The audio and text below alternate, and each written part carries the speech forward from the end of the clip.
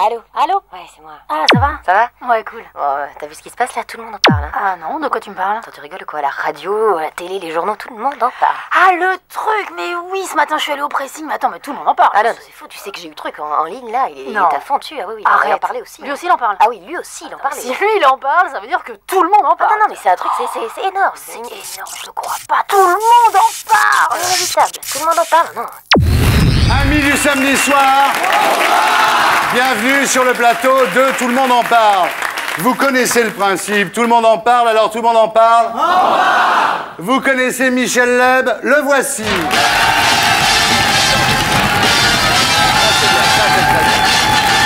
Ça commence bien. Bonsoir, bonsoir à tous, bonsoir, bonsoir, ça c'est très très bien.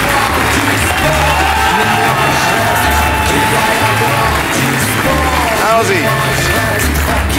Je vous demande de vous arrêter. Ah bon? Bien, bonsoir. Bonsoir. Ça va? Très très bien. Donc Michel Leb, vous êtes sur scène du 10 octobre au 12 novembre au Casino de Paris, mise en scène d'Alain Sachs. Oui. Ensuite, à partir du 18 novembre jusqu'à fin avril 2001, en tournée. On va en parler.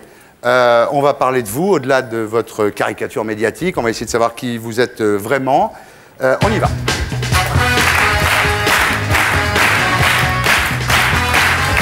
Mis à part Michel Leb, nous recevrons ce soir Julio Iglesias, Mareva Galanter, Francis Huster, Ababacar Diop et Patrick Besson.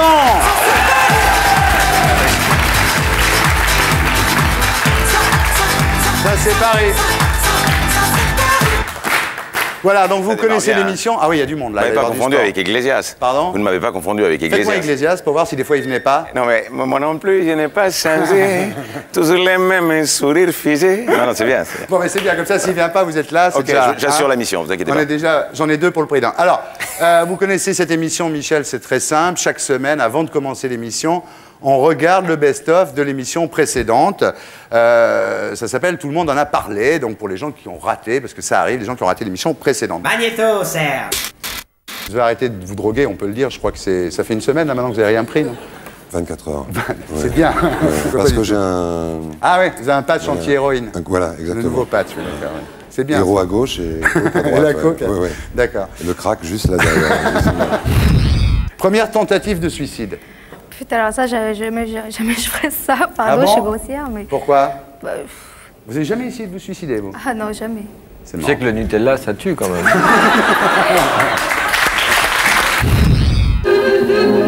Ah, vous savez pas le faire, ça, hein? Non. Regarde là. Vous faites pas, vous.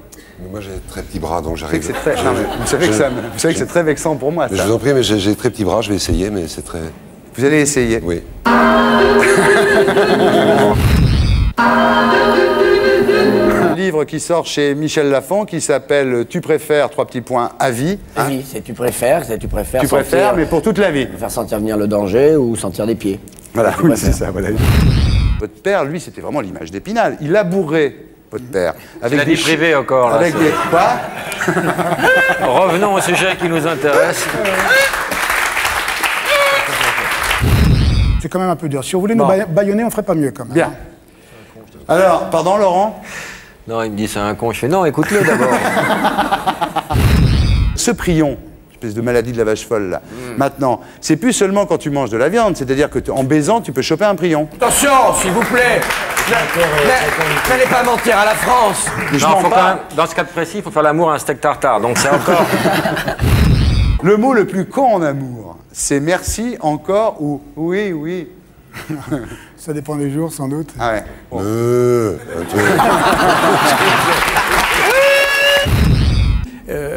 Tous les gens qui sont sur le plateau, le souvenir qu'ils gardent, c'est le souvenir des blessures, des femmes qu'ils ont aimées, qu'ils ont C'est quittées, vrai, Isabelle du bac raté. Je Ouais. suis persuadé qu'il y a eu des gens qui ont raté leur bac ici.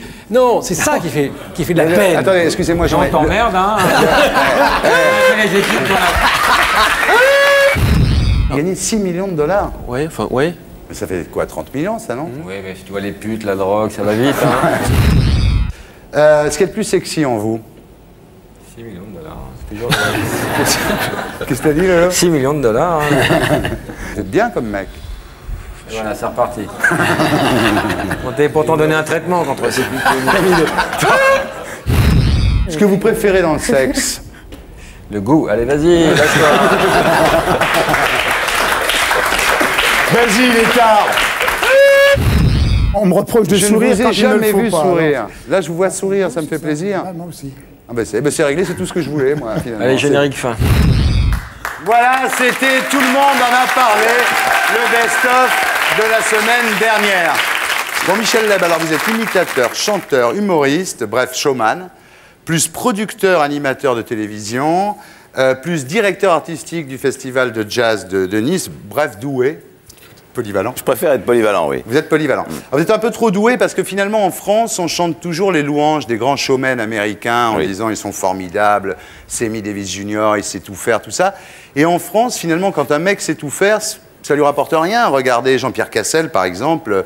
C'est pas quelqu'un qui a fait une énorme carrière et pourtant il savait danser, il savait chanter, il savait jouer la comédie. Est-ce que c'est pas un handicap, ça, d'être trop doué, de savoir faire plein de choses? Au départ, c'était en tout cas, au début de ma carrière, c'était un handicap parce que les gens ne savaient pas très bien où me caser, c'est vrai. Ouais. Mais au fur et à mesure, moi, j'ai essayé d'en faire une arme, au contraire, Ouais. et essayer justement de m'exprimer à travers différents modes d'expression, que sont le chant, l'humour, le comique, la grimace, le sketch, l'imitation. Et je me suis dit que, puisque j'avais la possibilité, la chance, je dirais simplement, de pouvoir le faire, je ne voyais pas pourquoi je m'en priverais. Et au fur et à mesure, je me suis rendu compte que ça devenait finalement une qualité. Un plus. Ouais. Voilà. Bon, on va faire un peu de promo, attention. Leb. Vas-y. Posez votre verre. Attention, les petites mains. Ah oui. Eh oui, c'est terrible. Hein. Moi, je suis Il bon le fait joueur. bien, hein. Bien, alors d'abord, on va vendre la cassette du spectacle à l'Olympiade de la très fin. cher, hein. Elle est pas C'est très pas chère. cher du tout, en plus c'est drôle. Donc c'est le spectacle qui était à la fin de l'année 1999, début 2000. Hein. Oui. Il y a aussi un DVD pour les riches, ceux qui ont le DVD. Voilà. Et on va voir un petit peu ce qu'il y a dedans, puis après on parlera du nouveau spectacle qui va bientôt commencer. Magnéto, Serge. En Allemagne, un éternuement, c'est très différent. En Allemagne, les éternues font ça. Font Attention! Et hop, un mur. Plaf. Les Chinois, c'est pas pareil. Ah, les Chinois, c'est très différent. Ah, bah oui, le Chinois, lui, il est précis, discret, efficace. Il est maître de son art. Le Chinois, quand il éternue, il fait Chi et c'est tout. Le Japonais, c'est pas pareil. Le Japonais, il est derrière.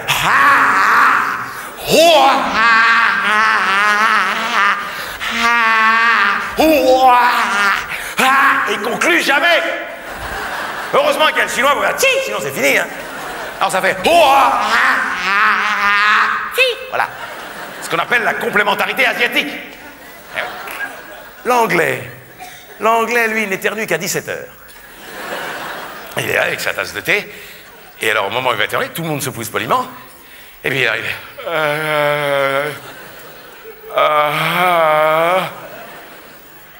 Attention. Sorry. Ah, l'italien, c'est très différent. Ah, l'italien, lui, il est volubile, il est généreux, il est extraordinaire. L'italien, il fait ah, mais mi piacerebbe un po' di spaghetti. Accia! Ma io insomma che non me la faccio ancora. Accia! Un po' di policière, délicate. Accia! Il vous met une pizza qui vous décore pour l'année.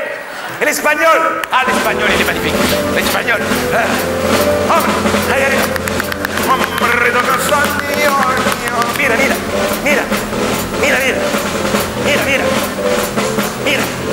Mira. Mierda puta la vaca che saloperia! Mierda. Musica!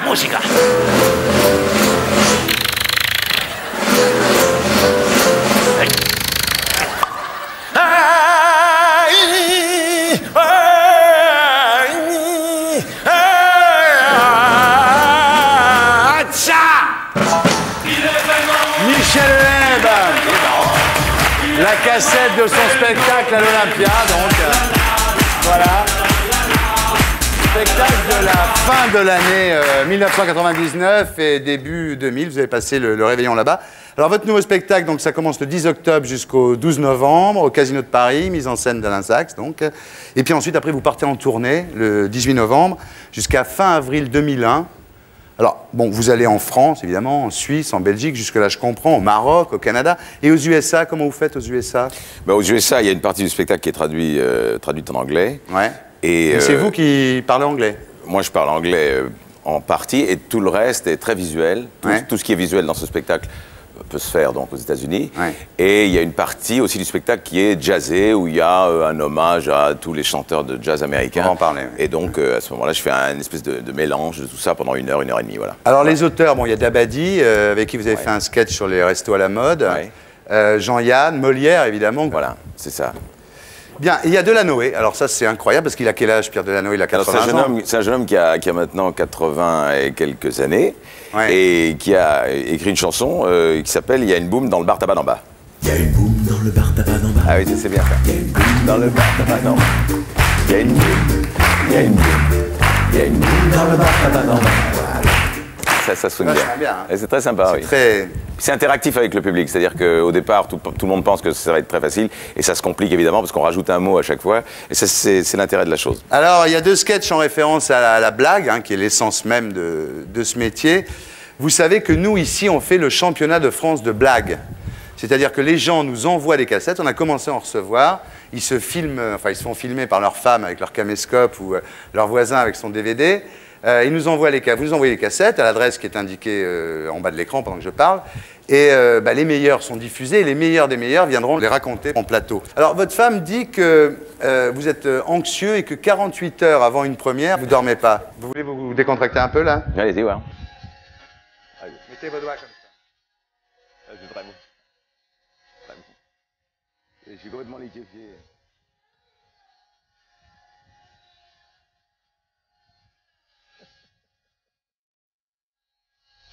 Ça va mieux, là, non? Je suis liquéfié. Alors, il va y avoir des critiques le lendemain matin, évidemment. Vous êtes touché par les critiques Bah oui, évidemment. Parce que quand elles sont mauvaises, elles nous font mal. Quand elles sont bonnes, elles nous font du bien. C'est tellement élémentaire. On peut aussi penser que les critiques vous aident à progresser, etc., non? Non, en général, une critique, c'est extrêmement... c'est physique comme réaction. Devant une critique, où on saute de joie, où on est effondré. Moi, Et sachant pertinemment que d'une manière générale, les critiques n'ont pratiquement aucune influence sur le succès d'un spectacle ou l'échec d'un spectacle. Mais vous, ça vous touche quand même? Moi, ça me touche. D'ailleurs, ça leur fait vachement plaisir si je dis que ça me touche. Alors, vous avez été très critiqué, d'une façon générale, au-delà des critiques qu'on lira le lendemain du Casino de Paris. En fait, vous avez été catalogué à vos débuts comme un comique grimacier, et ça vient sans doute de votre célèbre imitation de Jerry Lewis, le fameux sketch de la machine à écrire. Puis aussi, vous faisiez les Noirs, les Chinois, donc il y a plein de belles âmes qui vous l'ont reproché en vous traitant de raciste. Moi, je trouve que maintenant, le débat est complètement dépassé. Probablement que ça a été pris au premier degré par la critique au départ. C'était regrettable parce qu'il était évident qu'il n'y avait pas l'ombre d'une forme de racisme dans aucun de mes propos. Et j'en veux pour preuve très souvent l'intervention d'amis africains ou de noirs avec lesquels j'ai pu travailler, ou même des spectacles que j'ai pu donner en Afrique, où les Africains eux-mêmes venaient me trouver pour me donner des répliques exactes et des gags qu'il fallait dire et les mots précis qu'il fallait utiliser dans les sketchs. Sinon, ce n'était pas bonne imitation. Bon, donc, je veux dire, par là, franchement, si vraiment il y avait eu un problème, je pense que je l'aurais senti de la part des intéressés. Et je crois qu'en général, les gens qui voient une forme de racisme quelconque dans ce que j'aurais pu faire à une époque, c'est que eux-mêmes avaient sûrement un problème à régler. Alors en 95, vous avez fait un spectacle pour les 50 ans de l'ONU. Alors là, justement, il y avait des noirs, des jaunes, des blancs, des rouges. Il y avait 147 dignitaires de 147 pays. C'était à l'ONU, d'ailleurs, à New York. Et vous avez imité des noirs dans ce spectacle, non? Oui, à la demande des noirs, d'ailleurs. Donc, donc il n'y a pas de problème. Non. Vous avez dit, j'aimerais bien être noir, mais d'une façon générale, comme ça, on dit, moi j'aime bien les noirs parce qu'ils ont le sens du rythme, ou c'est plus profond que ça? Non, c'est parce que, en fait, je trouve que les Noirs, enfin ceux que je connais en Afrique quand on y va, il y a cette sorte de naïveté, de gentillesse tout à fait naturelle chez eux. Je leur reproche une chose, c'est de parler exactement comme moi, donc de piquer tous mes plans. Mais sinon, d'une manière générale, ils sont formidablement gentils et agréables.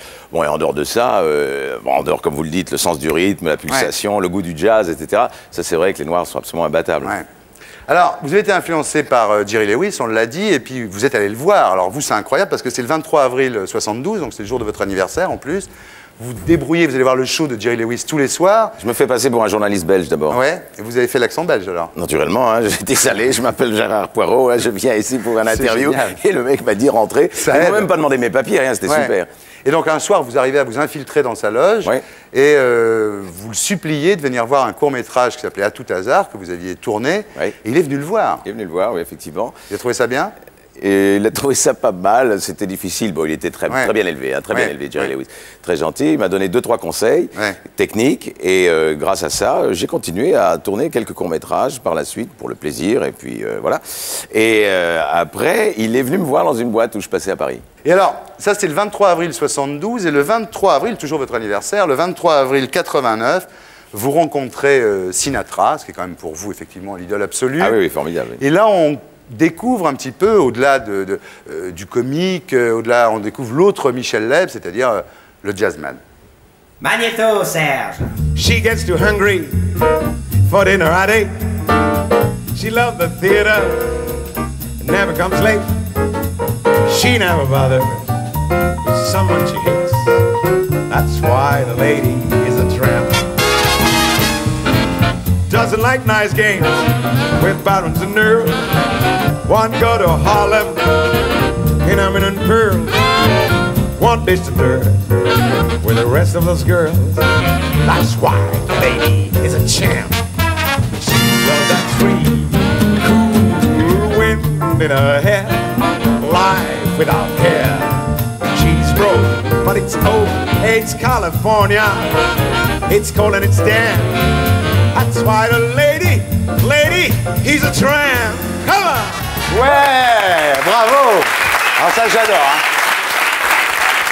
Alors voilà, ça c'est un autre Michel Leb, qui est peut-être un peu moins connu, quoique. Et alors, est-ce que vous êtes un vrai chanteur à la Sinatra, ce qu'on vient de voir là, ou est-ce que vous imitez un vrai chanteur? C'est ça qu'on ne sait pas.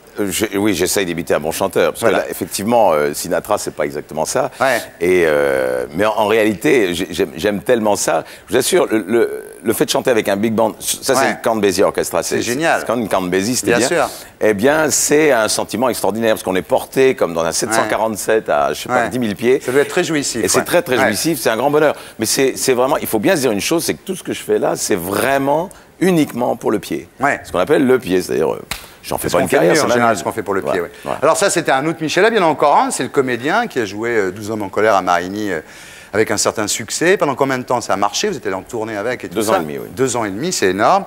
Et puis encore un autre Michel Leb, donc vous voyez, il y en a plein des Michel Leb en fait. Ça va, on cohabite bien. Hein. Ah ouais, vous êtes bien ensemble tous les 6 là, ouais. C'est le prof de philo, c'est-à-dire que vous avez été prof de philo, vous avez une maîtrise de philo, vous étiez prof de philo. Ça fait un moment. Et ouais, et vous êtes fait virer parce que vous imitiez, quand vous faisiez des cours, ça devait être génial d'ailleurs, vous imitiez les philosophes allemands, ou vous faisiez comment, par exemple, Heidegger? Heidegger? Et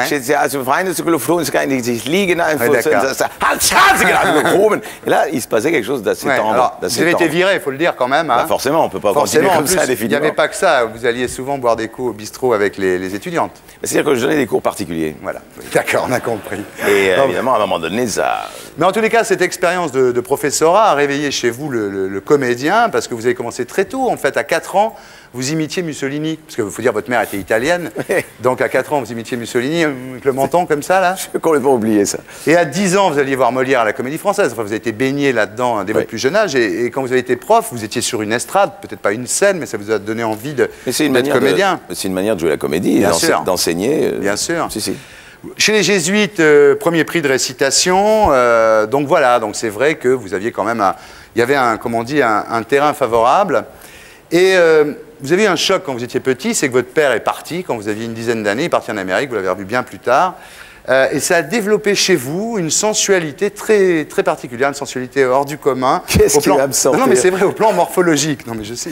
Au plan morphologique, j'ai une sensualité. Bien entendu. Il faudra bien me dire tout ça maintenant. Cette capacité d'étirer sa bouche, cette capacité, voilà, faites voir. Oui, oui, d'avoir des mimiques. Voilà, quoi, les narines frémissantes. Les narines frémissantes, voilà, les narines comme le cheval qui s'apprête à galoper comme ça. Oui, vous faites ça très bien. Hein. Ouais. Vous faites ça très bien. Ah si. Le regard de velours. Faites-moi le regard de velours. Les regards de velours. T'as de beaux yeux, tu sais. Bref, alors, finalement, non mais c'est vrai, vous avez développé, vous aviez envie d'exister dans le regard des autres parce que vous étiez un peu tout seul chez les Gèzes. Et alors, vous étiez très beau. Vous avez été élu Mister Côte d'Azur en 72. Ça c'est génial, ça. Ouais. Ça c'est extraordinaire, ça. C'était comment? Maillot de bain léopard, je vais choisir maillot de bain léopard. Et vas-y, je me suis promené ça. Et j'ai été élu Mister Côte d'Azur, ça en déconnant complètement. Vous avez eu beaucoup de succès, maintenant vous êtes un peu rangé des voitures. Hein, vous dites en parlant... Allez, pardon? Vous êtes un peu rangé des voitures, là maintenant, vous êtes marié, remarié. Oui, oui, oui. Non, on a dit qu'on ne déconnait pas parce que votre femme est en régie, Béatrice. Donc, si, mais on peut y aller. On ne fait qu'au passé. Voilà. On peut y aller. Non, en 87, dans Sexy Folie. Drucker, vous, à chaque fois qu'il faut parler de Béatrice, c'est Drucker, clac, qui parle de Béatrice aussi. Mais je ne sais pas si Drucker, il dit ce que je vais dire là. En 87, dans Sexy Folie, vous avouez tromper votre femme, enfin celle qui est devenue votre femme après, bien entendu, mais à l'époque, vous étiez déjà avec elle, Béatrice. Et vous dites un truc intéressant, vous dites à cette époque-là, la fidélité, ça se passe dans la tête. Vous savez, on dit n'importe quoi. Vous ne pouvez pas dire à ma femme, ça, non? Votre femme, vous êtes arrivé à la convaincre que la fidélité, ça se passe dans la tête et qu'après, on peut avoir des aventures à droite à gauche? C'est elle qui m'a convaincu de ça au départ. Ah ouais, vous êtes du pauvre. Ah oui, oui, mais elle est formidable, je elle donnerai l'adresse. Ah oui, vous avez raison de l'épouser. Bon, après, vous êtes marié, donc voilà, il y a prescription. En 91, vous mariez à Las Vegas. Ça, c'était votre premier mariage. Votre deuxième mariage, c'était cet été, pour de vrai. Là, cet été, vous avez fait le curé et tout, non? Hein? Cet été, quand vous êtes remarié avec votre femme. Vous avez fait le curé? Moi, j'ai pas fait le curé, non. Non, vous n'avez pas fait curé. Je me suis marié à Oped. Ouais, mais c'est avec un maire, un civil, quoi, pas de... Non, non, il y avait un curé. Ah, il y avait un curé? Dans une chapelle. D'accord, mais votre fameuse chapelle que vous avez restaurée, là. Voilà. D'accord. Votre âge, vous le dites, non? Oui. Combien? 50. Ah, mais c'est bien. Vous êtes honnête, vous, au moins. Oui. Dites-moi... non, vous avez dit une phrase terrible. Ça va faire flipper tout le monde, ça va casser l'ambiance. Vous avez dit... Ce 1er janvier 2000, en parlant du 1er janvier 2000, on va tous se réveiller dans un siècle qui est celui où on va mourir. C'est dur. C'est vrai. Tous ici, hein, je vous le dis à tous, là. On va tous mourir dans le siècle. C'est vrai, mais ça non, c'est pas... Ouais. C'est non, pas je regarde le vieux qui est là-haut, lui, il flippe complètement, là. Ah oui, oui, ça... Non, mais c'est vrai qu'il y a très peu de survivants, là. Et alors, Françoise Hardy m'avait dit un truc comme ça qui m'avait bien fait flipper pendant longtemps. Je le dis si des fois vous êtes... Alors elle avait dit un truc terrible, Françoise Hardy. Elle avait dit, mon cher Thierry, on n'a plus que 20 fois à voir fleurir les roses. Terrible. C'est rien, 20 fois. C'est rien. C'est fou ce que ça peut. Donc faut en profiter, hein. Ah bah il se lève alors. Ouais.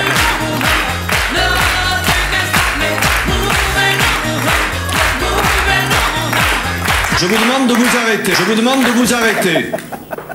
Pardon? Je vous demande de vous arrêter. Oui, ça va. Balladur, t'es gentil, il y a Catherine qui me parle. Oui, Catherine? Je vous le dis, si, au contraire, Julio Iglesias est dans sa loge, il est Julio. Julio. Il est de très bonne humeur. C'est mon ami. Tout ça. On est très très content, on vous attend impatiemment, Julio. Voilà. Ah tiens, j'ai un petit email là, un type, alors voilà, il y a encore une histoire terrible, c'est un type qui signe 45 degrés ouest. Alors il dit, voilà, votre émission est trop tard, mon cher Thierry Ardisson. Une fois que l'émission est finie, ma femme veut plus baiser. Oh. Ma femme veut plus baiser. Alors l'an dernier, comme votre émission était 3 fois par mois, ça me laissait une semaine. Mais cette année, non, mais c'est terrible. Et cette année, il dit, bah voilà, comment je fais moi? Parce que, voilà, donc je sais pas, fais le pendant. Alors Serge, on va baisser un petit peu. Vas-y, voilà. 45 moi, degrés. Je peux faire les bruitages. Si on baisse un petit peu, voilà. On baisse un peu la lumière, s'il vous plaît. Voilà, vas-y, 45 degrés ouest, voilà. On fait rien, tu te jettes sur elle, voilà. On regarde pas, vous mettez à l'aise, voilà. Très bien, voilà. Ça marche. Vas-y, vas-y, doucement, mollo, là. Oh, voilà, tranquille. Détends-toi, mon vieux, c'est bon. Terminé. Voilà. Ouais, nous, on est quand même vachement sympa parce que c'est la seule émission où on fait des petits breaks comme ça pour qu'on puisse baiser. Alors, il y a un autre email qui est très rigolo. C'est un email de Sophie qui me dit tout simplement, c'est un email très court, elle me dit « Je suis la page 280 du livre de PPDA ». Voilà, comprenne qui voudra. Bien, alors, l'ambiance n'est pas chaude que chez monsieur 45 degrés ouest, ici aussi, puisque j'accueille Mareva Galanter. Excusez-moi.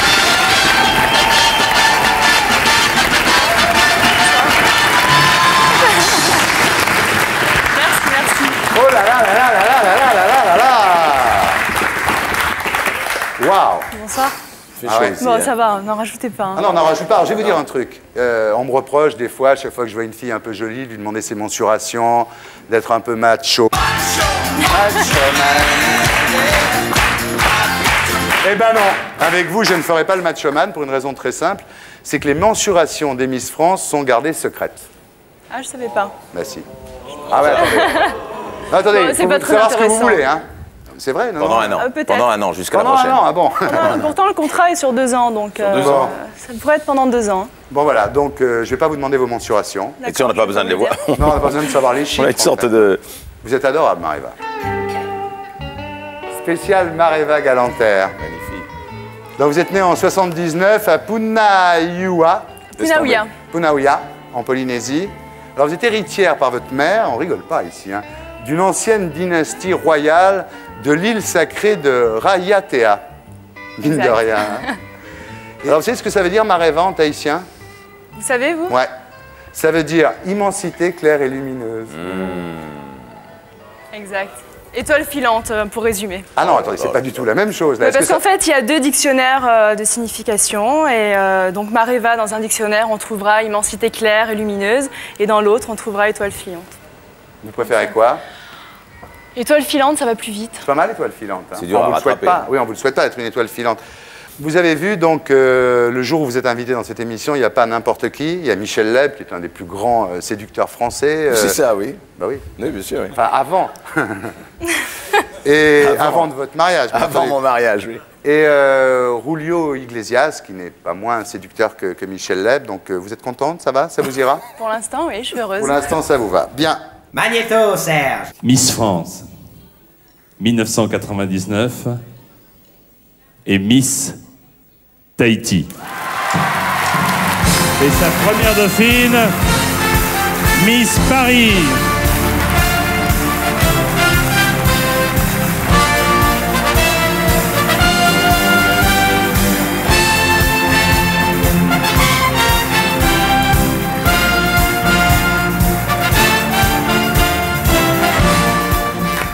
Voilà. Ah ouais.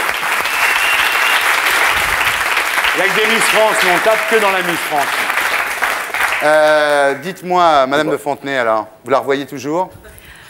Ça fait longtemps que je ne l'ai pas vue, mais je reçois toujours des fax, j'ai des messages. Ah, ici, oui, on l'adore. pas... Vous savez que c'est une amie, Laurent Baffy. Laurent Baffy est un ami de Madame de Fontenay. C'est que ça, c'est la famille, ça, Madame de Fontenay. Pareil, ouais. Avec Xavier de Fontenay, tout ça, c'est des vrais amis. Alors, dites-moi, vous avez été la 3e tahitienne couronnée, en fait, Miss France, hein. Oui. Et en mai 99, le comité polynésien, lui, il envoie directement Miss Tahiti, donc pas Miss France, pas vous, Miss Tahiti directement à Miss Monde, sans passer par la case Miss France, évidemment, parce que et le comité Miss Monde a dit, de toute façon, Tahiti n'est pas français, n'est pas une île française, donc nous, on veut la Miss Tahiti, on ne veut pas la Miss France, même si elle est tahitienne. Est-ce que Tahiti a une vraie volonté de la part des habitants de Polynésie et de Tahiti d'être indépendant, de quitter la France? Alors, si on sort des élections de Nice, oui. C'est vrai qu'il y a un certain parti politique qui prend d'ailleurs de plus en plus d'ampleur en ce moment, qui souhaite la dépendance. Et bon, moi, personnellement, j'espère que ça arrivera pas vite. Mais ils ne sont pas encore. C'est une vraie française, Mareva, tu vois. Non, mais ça représente combien en pourcentage? Combien de gens là-bas veulent que. Maintenant, ça fait. Je pense que ça représente. Les indépendantistes doivent représenter à peu près un tiers de la population. Ah oui, quand même. Donc, c'est oui, déjà pas mal. Oui. Ça commence à être sérieux. Hein. C'est déjà pas mal. Ils ont fait plein de manifestations ces derniers temps, plein de cases, de trucs comme ça, et c'est pas très joli à voir. Pas très joli à voir. Mais en même temps, c'est un peu normal qu'ils soient indépendants. Non oui, c'est normal, tout le monde non, mais bon, à partir du moment où on a donné l'indépendance à tous les pays africains, à tous les pays du Maghreb, je vois pas pourquoi la Corse, Tahiti... bientôt la Corse, bientôt la Bretagne. Je vois pas pourquoi Tahiti serait pas indépendant, non? Oui, mais bon, on a quand même de la chance, on est dans un paradis sous tous les angles. Et, Vous avez la sécu en même temps, c'est vrai que... Dites-moi, une forme de sécu. Ouais, vous êtes mannequin depuis l'âge de 14 ans et vous n'osiez pas en fait vous présenter à Miss France parce que vous croyiez que le fait d'avoir un fiancé était disqualifiant. Vous aviez un fiancé depuis 2 ans et vous pensiez que le fait d'avoir un fiancé vous interdisait de... Pourquoi vous marrez? Non, pas du tout, non, parce que c'est pas vraiment ça. Donc, dites-moi alors. Donc, oui, j'ai commencé à être mannequin à 14 ans et je voulais pas me présenter à une élection tout simplement parce que je trouvais que ça faisait prétentieux. Ça fait genre, je me crois belle, je me présente. Donc, moi, je me suis bien présenté à Cannes. Il y a pas lui s'est présenté à Mister Côte d'Azur. Mais on se ressemble peut-être pas trop. Et en fait, c'est vrai que c'est arrivé un peu comme ça. Et puis, il faut le vivre pour voir que bon, c'est pas forcément un acte de prétention. Vous êtes présenté pour Miss Tahiti. Oui. Et alors là, vous êtes dur hein, quand même, parce que au moment où Mareva, je préfère te prévenir tout de suite à qui tu as affaire, Oui. au moment où Mareva a été élue Miss Tahiti, vous avez tout quitté. La famille, les amis, la fac, le Jules, et vous êtes venu à Paris. Kidnappée. Tout quitté du jour au lendemain. Et ben du jour au lendemain, oui, en fait, je suis partie avec des valises pour venir à l'élection de Miss France sans penser que j'allais habiter à Paris. Et ben voilà, on est Miss France, et ben le lendemain, il y a 10 millions de choses à faire, à courir dans tous les sens. On y arrive justement, voilà, Michel Leb. C'est ce qui vous intéresse, hein, c'est tout. Bah non, ce qui moi je m'intéresse, suis marié attendez, lui moi, aussi. Non, mais ça n'a rien à voir. Moi, je me mets à la place de Pascal. Pascal, Oui. il est là-bas, il est fiancé avec vous imaginez quand même, Oui. en plus à Tahiti. Bon, Salut. Les colliers et tout. Vous le quittez. Alors, évidemment, au début, quand vous arrivez ici, vous dites, d'ailleurs, vous étiez la première Miss à le dire, vous dites, vous le cachez pas à votre petit ami. Vous êtes la première à dire, oui, j'ai un petit ami, il s'appelle Pascal, etc. Donc, bon, tout va bien. Oui, parce qu'en fait, les gens croient que Miss France est vierge. Ben moi, je pensais ça. Ouais. Ah Je bon pensais ça. Bah oui, j'étais persuadé que Linda Hardy était vierge, moi, personnellement. Et donc bon. Non, mais en fait, ça faisait déjà 3 ans, pratiquement 3 ans qu'on vivait ensemble. Ouais. Donc, j'allais pas arriver et mentir et dire Non, mais non, très je suis bien. célibataire. Justement, 3 ans, c'est beaucoup quand même. C'est beaucoup à mon âge, ouais. Bah oui, et plaquer un mec comme ça, ou 3 ans, parce que Ah non, mais Madame je de l'ai pas Fontenay... plaqué parce Non, que au je suis début, Miss alors, non, France. je vais vous raconter, Michel. Au début, tout se passe bien. Mareva dit, bon, ben voilà, j'ai un petit ami, il travaille sur un yacht, il s'appelle Pascal. Les gens sont un petit peu surpris, parce qu'ils la croyaient vierge, effectivement. Et puis... Il était mousse? Ils l'ont pas cru longtemps. Non, il est capitaine, hein. Ah, il est pas mousse, oui. Ah, il est pas mousse, il est capitaine. hein. Et alors, il y a eu le fameux, faut le dire, le fameux syndrome des 18 000 kilomètres, dont avait déjà souffert Véronica Loubry avec son fiancé. Vous savez, je vais vous dire, le syndrome des 18 000 kilomètres c'est un petit peu loin des yeux, loin du cœur, ce fameux syndrome, mais maintenant ça s'appelle le syndrome des 18 000 kilomètres depuis Véronica Loubry. Et donc votre couple avec Pascal a été un petit peu victime de ça. Un peu. Un peu beaucoup. Un peu beaucoup, oui. C'est vrai qu'à la longue, maintenant j'ai décidé d'habiter à Paris et voilà, je rentre à Tahiti très souvent en vacances. Mais Il peut pas faire un petit tour dans la rade de Brest, votre mec? mais il aime son travail, il ne le quittera pas Il peut pour faire son moi. bateau? Et oui, exactement. Et moi, j'estime que j'ai énormément de choses à faire, que je suis toute jeune, j'ai à peine 21 ans, que j'ai plein de choses à découvrir. Bien sûr. Donc voilà. Tout à fait normal, ça. Tout à fait. Jusque-là, c'est bien. Bien, en tous les cas, vous l'avez planté net, le mec. Quoi. C'est un peu comme Adriana Carambeu avec son. Ah non, pas du tout. son Ah non, Slovaque, je veux pas là, hein. qu'on me compare Ah, les filles. avec Adriana On Carambeu. dit toujours que c'est les ou mecs qui n'ont pas de Véronica cœur. Loubry. Non, mais ça n'a rien à voir, pas du tout. Lui aussi, il en avait un peu marre que je sois à Perpète et tout seul à Tahiti, il s'emmerdait un peu, quoi. Donc évidemment, d'un commun accord, on a décidé de vivre l'un sans l'autre. Et donc maintenant, vous êtes toute seule. Ça vous fait rire? Non, ça me fait pas rire du tout. Ouais, mais je trouve ça désolant pour le Je pauvre réfléchis, Pascal. je me dis... Je pense à Pascal. Je pense à Pascal d'abord, qui est tout seul sur son bateau, et puis je pense à vous qui êtes à Paris toute seule, d'une certaine façon. Ça m'inquiète un petit peu, hein, mais bon... Alors, mais vous êtes assez dur quand même comme fille, hein, Mareva, non, sérieux. Par exemple, quand vous avez été élue Miss France, elles pleurent toutes les filles. Pas vous? Oui, bah oui. On me l'a reproché, mais vous on avez m'a dit quoi à que la place c'était du cœur? truqué. Une pierre? Bah je me demande. Hein. Mais pourquoi vous n'avez pas pleuré? J'ai pas pleuré Même parce Linda a que... pleuré. Ouais, Non, mais sérieux. Pourquoi mais vous les avez Miss France ne se ressemblent pas du tout. Ah On bah, est pas toutes du tout. complètement différentes, donc chacune son caractère et tout et tout. Et j'ai pas pleuré parce que j'avais pas envie de pleurer. Ouais. Et donc on me l'a reproché, on dit ouais, c'est truqué, on savait qu'elle allait gagner, elle a pas pleuré, donc c'était Pas sûr. du tout, c'est que vous êtes une fille qui savait, vous savez vous contrôler, vous êtes très... Et d'ailleurs, Madame de Fontenay, qui s'y connaît, vous a surnommé... Non, mais c'est vrai, elle s'y connaît en fille, Madame de Fontenay. Elle, vous a... elle fait ça toute la journée. Elle vous a surnommé la rebelle. Oui, la rebelle, parce Mais que... pourquoi ça? Parce que plusieurs fois, on n'était pas d'accord sur certains points, des choses des fois totalement futiles, du fait que je ne veuille pas mettre Vous une ne robe. pas mettre de chapeau, par exemple. Par exemple, oui, les chapeaux, ça me gratte un peu. Donc, Ouais. non, mais le fait de... de... Non, moi, ça me dérange pas.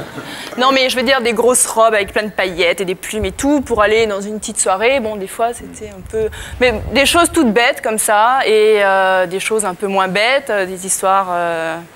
On va pas rentrer dans les détails. Non, on va pas rentrer dans les détails, mais donc, comme c'est vrai que je lui ai souvent dit non pour certaines choses, on s'est des fois fâché, elle a des fois pleuré. Oui, elle me l'a dit. Pardon, Geneviève. Non, mais elle me l'a dit. Elle m'a dit Linda est très disciplinée et Mareva un peu moins. Et d'ailleurs, on a une bande de l'époque où vous étiez avec Madame de Fontenay. Vous avez l'air de bien belle humeur ce matin, Mme Scarlett. Dites-moi, vous vouliez être astronaute quand vous étiez petite, non? Oui. Oh, ça a pas l'air de les vous. grimaces, vous êtes vachement bonne en Elle est grimaces, marrante, vous. t'as vu, elle fait des grimaces. Elle est bien. Ils se sont dit, ouais, elles sont trouve ça belles, elles sympa. font pas de grimaces. Non. Non, c'est très bien les Je fais grimaces. des grimaces. J'adore ça. Les enfants adorent les grimaces. C'est vrai? Non, c'est vrai. T'as de beaux yeux, tu sais. T'as de beaux yeux, tu sais. T'as de beaux yeux, tu sais. Bien, alors, vous croyez aux martiens? Je crois aux martiens. J'ai joué avec des martiens quand j'étais petite. Bon. Donc, comme ils m'ont révélé certaines choses, ils m'ont raconté beaucoup de choses. J'ai des secrets de martiens. C'est quoi? C'est l'herbe de Tahiti, ça? Donc, bien, eh bien, on va voir en quoi vous croyez. On va faire une interview croyance. On ne bouge pas pendant le jingle. Très sérieux cette émission. Ah, on bouge pas pendant les jingles. Hein, ouais. D'accord. Et donc, est-ce que vous croyez aux anges? Oui. Vous croyez qu'il y a un petit ange au-dessus de vous, là, ici, là? Bah là, peut-être pas ici, parce qu'il s'est dit Maréva va chez Ardisson et tout. Et au diable, au petit diable, non? Petit diable, je préfère pas. Les fantômes, vous y croyez? J'y ai cru. J'ai eu peur. Quand vous dormez toute seule chez vous le soir, vous n'avez pas peur? Je m'enferme. Ah, c'est chiant. C'est pas pratique pour nous. Est-ce que vous croyez que vous avez un destin? Oui. Vous croyez en Dieu? Mon Dieu. Votre Dieu à vous? Il est comment? Il a une fleur dans les cheveux? Un peu, oui. Vous croyez en vous? Je veux croire en moi. Est-ce que vous croyez à la fidélité? Bien sûr. Non, parce que Michel, voilà, Michel, il a un truc, c'est que la fidélité, c'est dans la tête. C'est vachement bien comme truc. Vous croyez à l'amour toujours? Non. Si, parce que c'est pas parce qu'on quitte quelqu'un qu'on ne l'aime plus ou qu'on l'oublie tout de suite. Avec Pascal, vous téléphonez, vous écrivez? Oui, je l'ai eu au téléphone, bien sûr. Là, je viens de rentrer de Tahiti, j'ai été la semaine dernière. Et oui, je l'ai vu et tout va bien. Comment il va? Eh bien, écoutez, il va bien. Pas de regret? Non. Un peu des fois, quand même. Ah, c'est terrible, c'est cette espèce d'ombre de Pascal qui plane comme ça. Attention, ça peut durer toute la vie, ce regret comme ça. Là, il y a un vrai problème. Non, c'est bon, c'est clair, net, ça y est. C'est fini. C'est fini, oui. Ah. Fini. Bien, alors, vous croyez à la télépathie? Ben, j'ai jamais eu quelqu'un qui pouvait me faire de la vraie télépathie. Regardez-moi. Donc, non, j'ai peur. Regardez-moi. Non. Je vais vous transmettre, je vais vous bimer une pensée, regardez. Moi, je l'ai vu traverser. Je l'ai vu passer. Moi, j'arrive pas à la capter, c'est bizarre. Ah bon? Ouais. 15-16. Est-ce que vous croyez à l'homéopathie? L'homéopathie a pratiquement, entre guillemets, sauvé mon petit frère. Donc, oui. Parce donc que vous êtes obligé d'y croire. Ouais. Vous croyez à Geshpati? Qu'est-ce qu'il dit? Vous croyez à l'homéopathie, vous croyez à Geshpati, non? Bien sûr. Bon, d'accord. Maréva Galanter, bravo.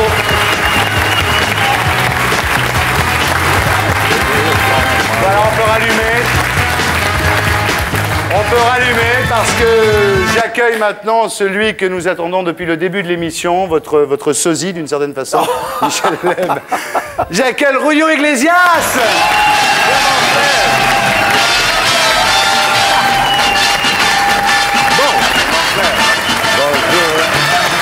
Bonjour. Alors, tout de suite, un triomphe.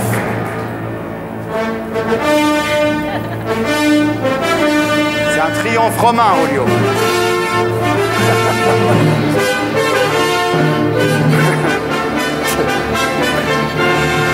Voilà, c'est la plus grosse récompense qu'on puisse faire à quelqu'un, c'est le triomphe romain.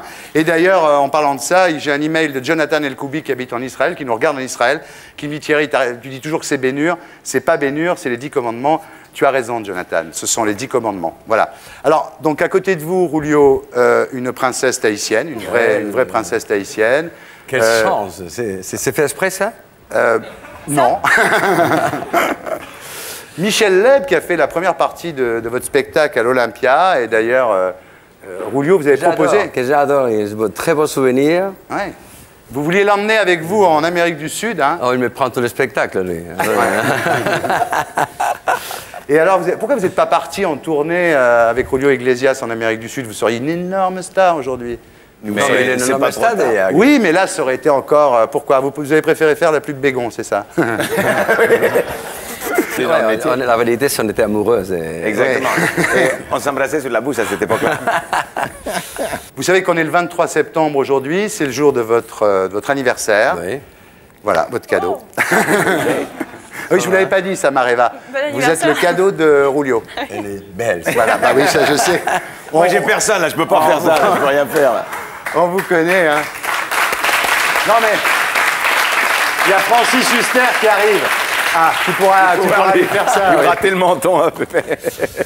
Alors, vous avez une vie absolument insensée. Cet été, au mois d'août, vous étiez à Las Vegas, au César Palace, c'est ça? Là, vous êtes à Paris de passage. Vous partez en octobre en tournée aux USA, en Australie. Vous n'arrêtez pas. Et alors, vous vivez dans un jet. Vous avez toujours votre jet. Ouais. Vous dites en parlant de ce jet, c'est ma maison du ciel. Ouais. Alors, très simple, hein, Julio Iglesias, il dit ce jet, c'est ma maison du ciel. Et puis il dit finalement, de quoi on a besoin? Il dit, si ce n'est d'un lit. Mais c'est vrai, sauf que votre lit à vous, il est quand même dans un jet. Alors, vous êtes à Paris parce qu'il y a votre 77e disque qui sort. Hein. Alors là, vous êtes... Ça, c'est trop, non? 77e. Eh oui, je suis obligé de le dire. Je ne fais pas un chaque année, il faut dire ça. Il y a des années où il en a fait deux quand même. Voilà. Voilà, ça s'appelle Noche des Cuatro Lunas. Alors, tout le monde peut traduire. Hein. La nuit des 4 lunes. Oui, bravo. Ouais, voilà. Alors, avant d'écouter Rulio, le premier morceau, celui qui est le single en promotion, on va faire un petit replay sur votre carrière. Et alors, bon, c'est des chansons qu'on écoute à la maison, même quand vous n'êtes pas là, je vous le dis. Mais alors, quand vous êtes là, c'est encore mieux de les écouter en vous voyant. Voilà, là, je suis en train de m'offrir un bon moment et j'espère que ça sera pareil pour tous les téléspectateurs. Cada día, cada instante, mi ilusión más grande là, es ver volver. Solo vivo, solo pienso, solo sé que existe mi amor. No sé, pero mi deme la vie, deme l'amour, deme les jours, et de penser que c'est beaucoup, où les femmes, où le charme, vos sourires nous attirent, nous désarment. Est-ce que vous connaissez cette chanson, Pauvre Diable, par Stomy Bugsy? Vous l'avez déjà entendue? Oui, oui, avec le...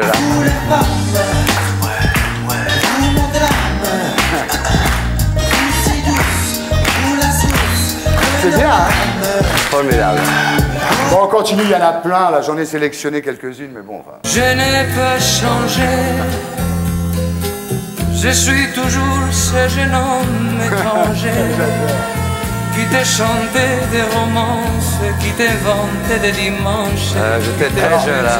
Vous savez, Mareva, qu'en amour, il y a toujours un perdant, mais Rulio, il a eu la chance de gagner souvent. Je sais, en amour, il faut toujours un perdant.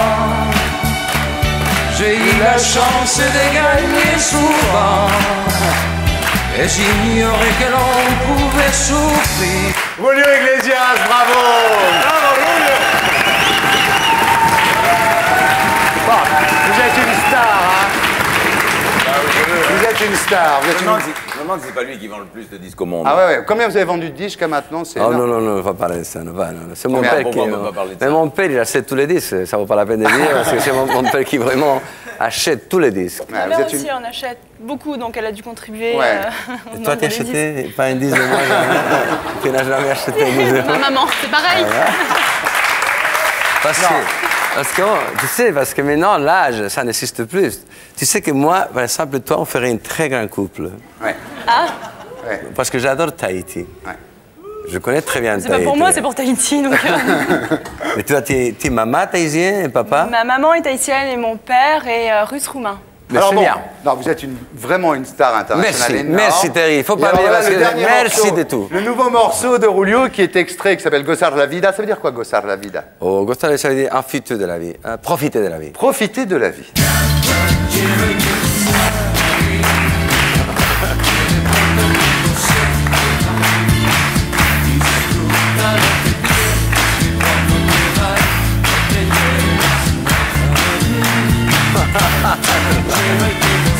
Voilà, ça c'est le premier single de Noche des Cuatro Lunas, donc il est le 77e disque de Julio Iglesias, il y avait longtemps que vous n'aviez pas écrit de chanson, non? Ça fait 16 ans? Ça fait, oui, 16 ans, 17 ans. Le compositeur de Ricky Martin, qu'on travaille avec vous, donc c'est un disque qui est très d'aujourd'hui, quoi. C'est pas du tout... c'est pas nostalgique, quoi. C'est pas...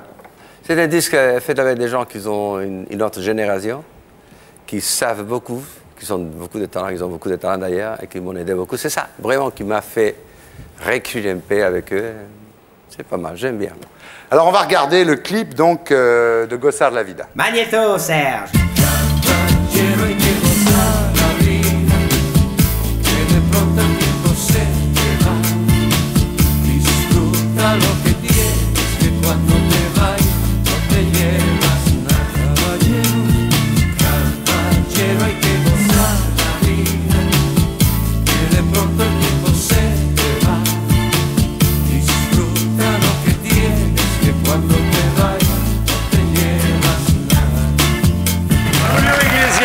Gozar la Vida.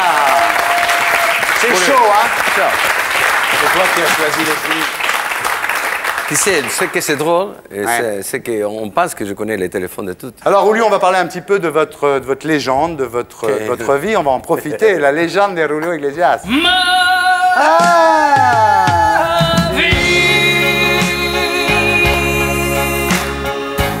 Bon, alors, vous êtes d'une famille plutôt aisée, madrilène. Vous n'aimez pas tellement, d'ailleurs, qu'on... Vous dites, je supporte pas qu'on touche à ma famille. Hein. Ma vie privée, j'ai l'habitude, mais ma famille... Qu'on la touche chiquement. Non, mais vous dites, votre famille, vous êtes... On peut pas rigoler avec votre famille, là. Non, c'est pas qu'on peut pas rigoler, mais toujours, on parle beaucoup de choses familières. Il y a des choses qui sont vraies, il y a des choses qui sont pas vraies, alors...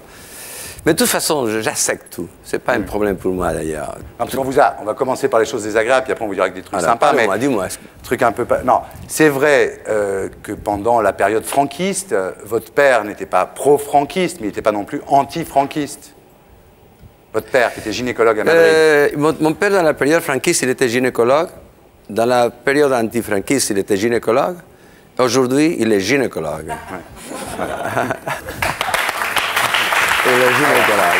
Ouais. En même temps, quand on est gynécologue, on s'en fout un petit peu du reste. Hein. C'est un bon métier, quand même. Ouais. Bon, alors vous avez eu une enfance plutôt monotone, banale, assez passive. Vous étiez à l'école chez les curés, vous alliez au Sacré-Cœur. Hein. Oui. Vous alliez à la messe tous les jours. Moi, j'ai connu ça aussi. C'est vrai que c'est un peu difficile. Mais vous dites une chose qui est très juste, parce que j'en suis le témoin. Vous dites, cette éducation m'a laissé un sentiment de culpabilité par rapport aux femmes et au sexe. Et c'est vrai que les gens qui ont eu la chance, comme vous, chez les jésuites, d'être élevés par des curés, pour nous, les femmes, ça garde un goût de fruits défendus. Et c'est assez agréable, non? Mais moi, je me suis senti toujours ça. Ouais. J'ai eu le sentiment de culpabilité à cause de mon latinisme, de mes raisins, mais pas dans le sens de l'amour, jamais. Ouais. Jamais, ça. Donc, je n'ai pas écouté cette histoire-là. Ouais. Non, mais dans le sens de la vie, oui. Dans le sens de la vie, ça vous a culpabilisé un peu pour le reste, oui. Mais je suis sorti très rapidement, d'ailleurs. Ouais. Hein. Vous avez oublié ça très vite, oui. Alors, l'adolescence, bon, vous vous occupez de football, vous jouez un peu au foot, vous vous occupez des filles, vous préférez ça aux études, on vous comprend. Vous n'êtes pas non plus le plus grand joueur de foot du monde, il faut bien le dire. Hein. D'ailleurs, on va regarder. Magnéto, Serge.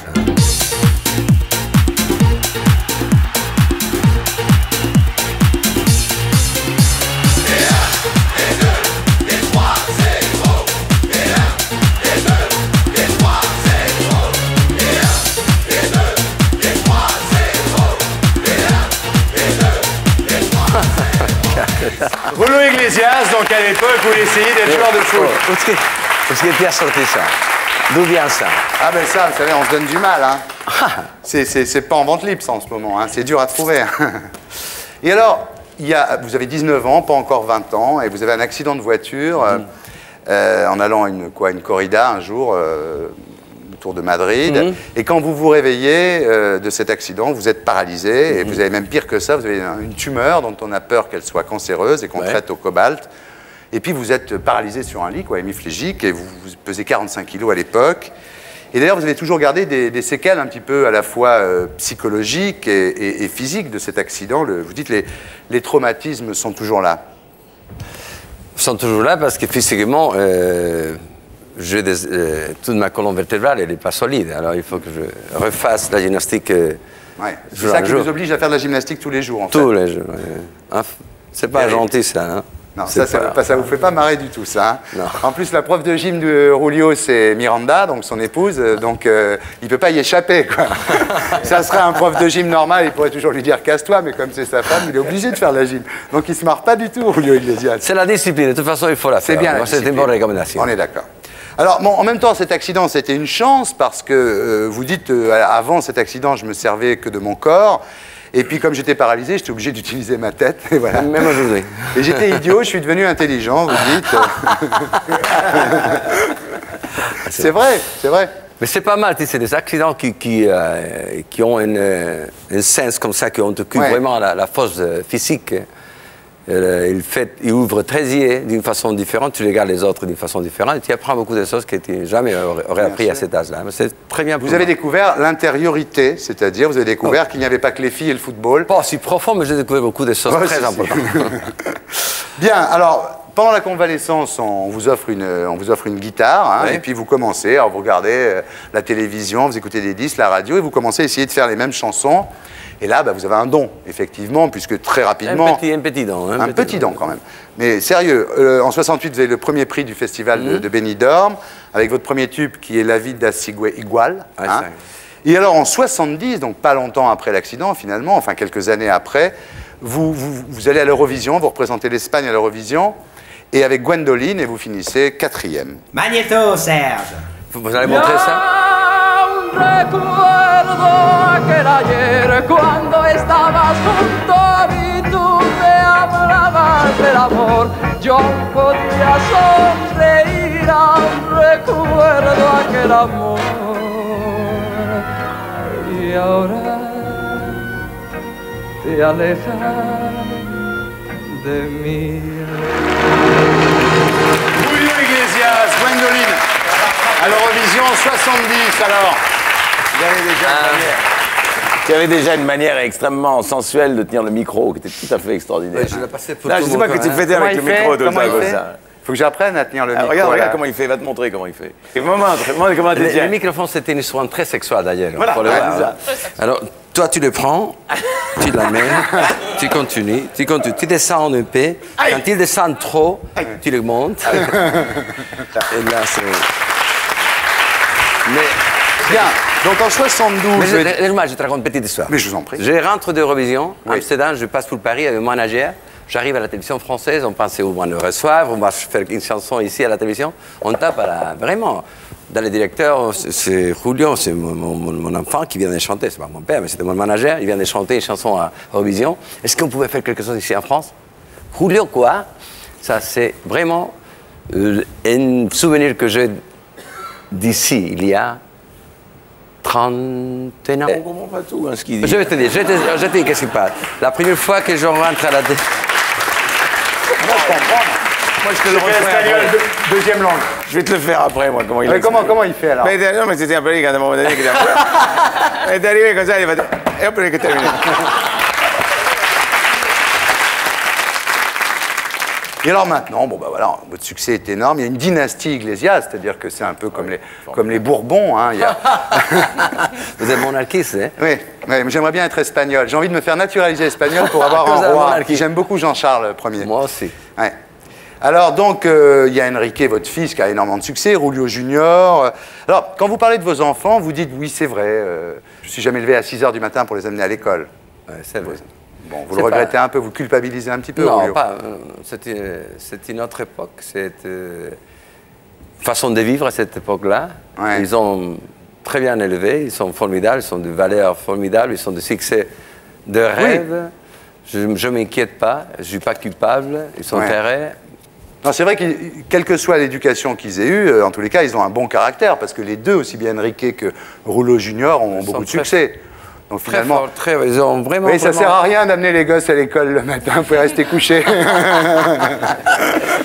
C'est pas un bon conseil d'ailleurs. Pendant les années 80, vous avez un petit peu été cantonné, Julio Iglesias, au rôle du bellâtre. C'est ce que c'est un bellâtre? Un bellâtre, c'est... Un tombeur. Fais le bellâtre un peu. Mais non, mais il le fait très bien, regarde. Le bellâtre, c'est un type qui est très beau. Voilà. Donc vous étiez un petit peu... qu'il est beau, il sait qu'il est beau. Non. Vous étiez un petit peu... Non. Vous étiez un peu... Attendez. Vous avez... Je dis pas que vous êtes toujours comme ça, mais c'est vrai qu'à un moment, vous avez été Non, un je petit suis peu... beaucoup mieux maintenant. Vous avez changé, on va y venir, on va y venir. Mais de toute façon, tu sais, il y a une expression dans la vie, Michel, tu sais très bien que tu es un très grand comédien. Tu expresses ta façon de vivre comme tu es, les gens acceptent ou n'acceptent pas. Ouais. Et moi, je n'ai jamais trouvé quelqu'un qui est formidable. Je suis un petit gamin, maigre comme un lapin, comme je dis on toujours. va y venir. Je voulais me voir. Pourquoi l'allusion au lapin? Pourquoi l'allusion au lapin? Montrez-nous. Parce que les lapins, quand la lumière sort, il fait comme ça avec les yeux. Dans les phares d'une voiture, le lapin. Il s'arrête. Et moi, quand je vois les lumières, je toujours me suis arrêté. Non, mais c'est vrai, je dis... J'adore les lumières. Vous avez... Moi aussi, j'adore les lumières. Alors, il faut s'arrêter quand les gars, elles sont toutes lumières. C'est vrai qu'à un moment, vous avez bien évolué, c'est là où je voulais en venir, vous avez bien évolué par rapport à ça. À un moment, vous le dites vous-même, vous dites à un moment donné, dans la presse, je passais un peu pour un con, et j'étais sûrement un très grand con, vous le dites vous, c'est pas moi qui l'ai inventé. Mais la seule différence, c'est que quand je suis un con, je les sens, je le vois. Ouais. Je les connais. Alors, je n'emmêle pas les autres. Il y a une époque, vous avez été très critiqué. Il y avait Charles Bois qui avait fait cette chanson, Pauvre Roulio. Vous la connaissez, cette chanson? Oui. Bon. Où est-ce qu'il est, Charles Bois? À ce moment, il est au Canada, là-bas. Il est retourné là-bas. Bien, vous dites, en parlant de votre image, c'est vrai que quand on pense à Julio Iglesias, le cliché, l'image d'Épinal concernant Julio Iglesias, c'est toujours les fiancés qui sortent de la piscine et vous dites qu'ils tombent du cocotier. Non, mais c'est des images, ça. C'est pas comme ça chez vous. C'est Newton qui a fait une photo comme ça avec les femmes. Ouais. Je pense qu'il voulait se faire 3 ou 4 femmes qui étaient dans les cocotiers. On dit, Julio, on va mettre les filles dans les cocotiers. Je vais prendre le téléphone. C'est pas moi qui ai inventé ça. Mais quand on dit par exemple l'homme aux 3000 femmes... D'ailleurs, je n'aime pas les femmes dans les cocotiers, c'est très difficile pour moi. C'est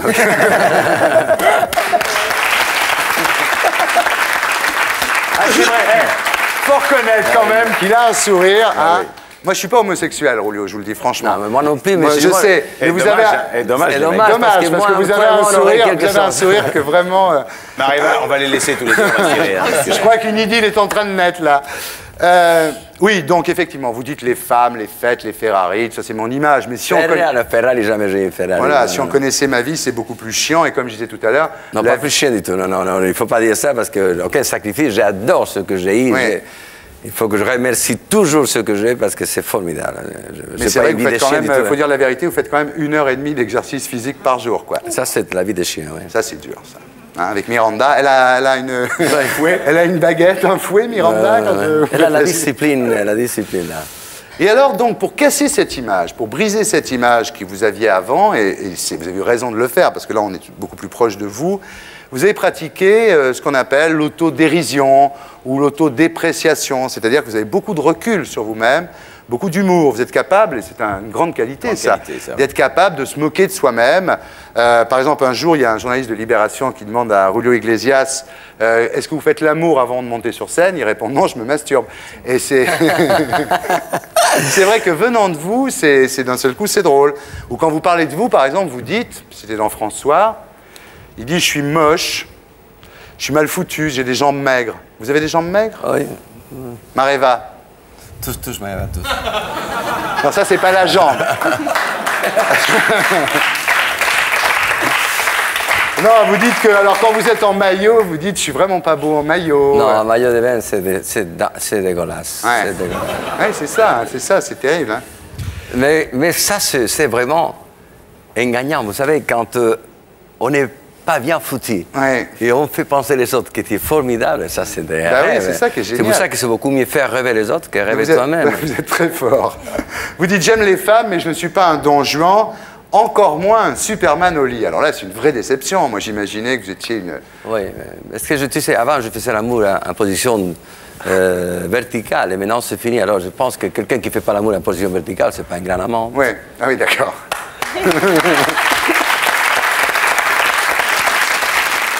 Alors, vous avez fait une dépression nerveuse à un moment. Apparemment, c'est fini. C'était il y a longtemps. C'était il y a 15 ans. Et vous allez vous réfugier dans votre maison des Bahamas. Vous me direz en même temps, quand on fait une dépression nerveuse, pouvoir se réfugier dans une maison en Bahamas, c'est déjà plus sympa que de prendre de Lexomil à la Courneuve. Hein. Mais la dépression nerveuse, c'est quelque chose qui rentre chez nous sans le savoir et on ne peut pas s'occuper de nous. Personne ne s'occupe de nous, seulement que les nerfs. Le nerf se tire, on ne se prend pas. Alors je suis guéri, je guéris ma dépression en nageant beaucoup à la natation jusqu'à l'exténuation physique. Mais c'était très, très, très difficile pour moi. Et c'était dû à quoi? Est-ce que vous avez analysé les causes de cette dépression? Est-ce que vous avez découvert? Non, c'était psychomatique. Je commençais avec, en pensant que j'avais une tumeur dans mon cérébro. J'avais mal ici. J'ai développé toute une psychosomatrice terrible où j'ai pensé que j'allais mourir. J'allais mourir. Je commençais à presque mourir. Oui. Alors, Julio, vous savez qu'ici, on a un public ici qui est exceptionnel. Et ce public, il n'est pas seulement là pour faire comme ça. Maintenant, désormais, le public de l'émission aura le droit lui aussi de poser des questions à nos invités, parce qu'il n'y a pas de raison que je sois le seul à poser des questions. Alors, qui veut poser une question à Julio Iglesias? Toi? Bien. J'espère qu'elle est bien, ta question, hein? Ben, j'espère aussi. Alors, vas-y. Attention. Bonsoir, Julio. Bonsoir, merci. Vous êtes super, parce qu'il y a souvent une petite différence entre la télé et puis la réalité. Vous avez un accent... à craquer. Je suis pas homosexuel, hein, je suis comme Thierry. Viens ici. C'est pas parce que t'es pas homosexuel qu'il faut pas te rapprocher de moi, mon garçon. Je ne me caresser non plus. Voilà. Plus sérieusement, en fait, en amour, puisque tu es un peu le spécialiste de la question, quelle est la plus belle preuve d'amour qu'on ait pu vous donner? Pour une femme, la maternité. C'est la maternité. Très bien, merci. Alors, une autre question. Est-ce que quelqu'un a une question à poser à Julio? Toi, viens. Donc, bonsoir Julio. Oui. Vous faites des tournées et des galas dans le monde entier, donc est-ce que vous pourriez nous donner votre secret pour la force? Pour la forme. Pour la forme. Pour la forme, la discipline. C'est pas d'héroïne, pas de cocaïne, pas de drogue, pas de cigarettes, pas de caféine, beaucoup de l'eau, pas de salt, manger bien, pas faire l'amour depuis 3 ans, tout ça. Toujours les charges. Bon, Julio, maintenant, attention, on va faire une interview Hardy View. La lumière, s'il vous plaît. On ne bouge pas pendant le jingle.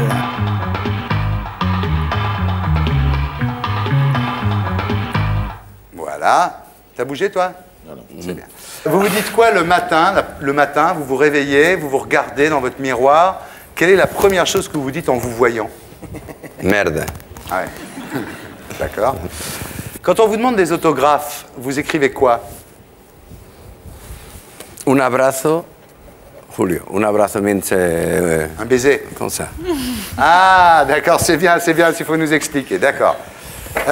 Votre plus belle histoire d'amour, c'est votre premier mariage ou votre deuxième mariage? Non, non, je ne suis pas marié maintenant. Ah oui. Mais la plus belle histoire d'amour, c'est l'amour de Miranda, sans doute. C'est Miranda? Oui, sans doute.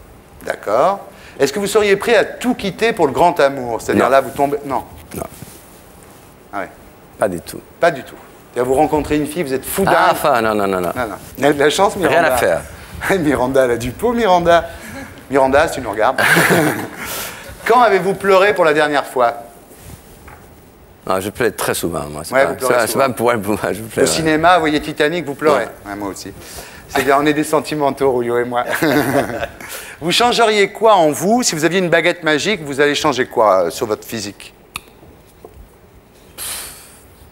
Beaucoup de choses, on ne peut pas... Beaucoup des choses. Quel est le surnom qu'on vous donne que vous détestez? Le Rourou ou Liolio ou... Toi, fais pas le malin. Non, je ne l'ai pas dit tout à l'heure. Hein. Ta femme, elle t'appelle comment? Moumou ou... Oui, Moumou, parce que moi, je l'appelle Boubou, mais... Voilà, alors, la ramène pas, parce que j'ai tous les dos.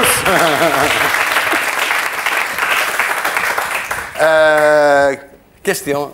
Vous l'avez demandé? Le surnom, oui, qu'on vous donne, que vous haïssez. Quel est votre surnom qui vous énerve?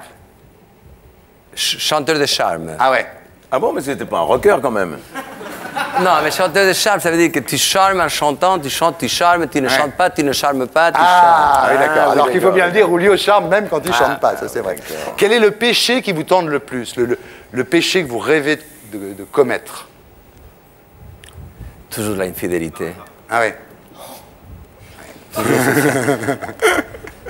Si votre vie était à refaire, vous changeriez quoi? S'il fallait recommencer votre vie? Rien. Très bien, merci Julio Iglesias, bravo.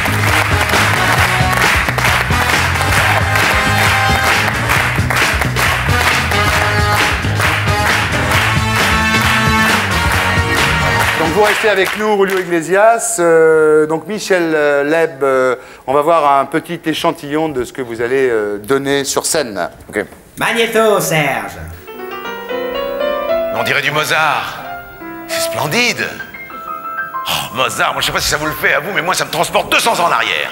C'est extraordinaire ça. Ah, c'est beau. Et alors on pouvait parler sur du Mozart, on pouvait dire des choses si simples. La moindre déclaration d'amour, ça prenait des proportions gigantesques, sublimes sur du Mozart. Tiens, rejoue-moi du Mozart. Ah.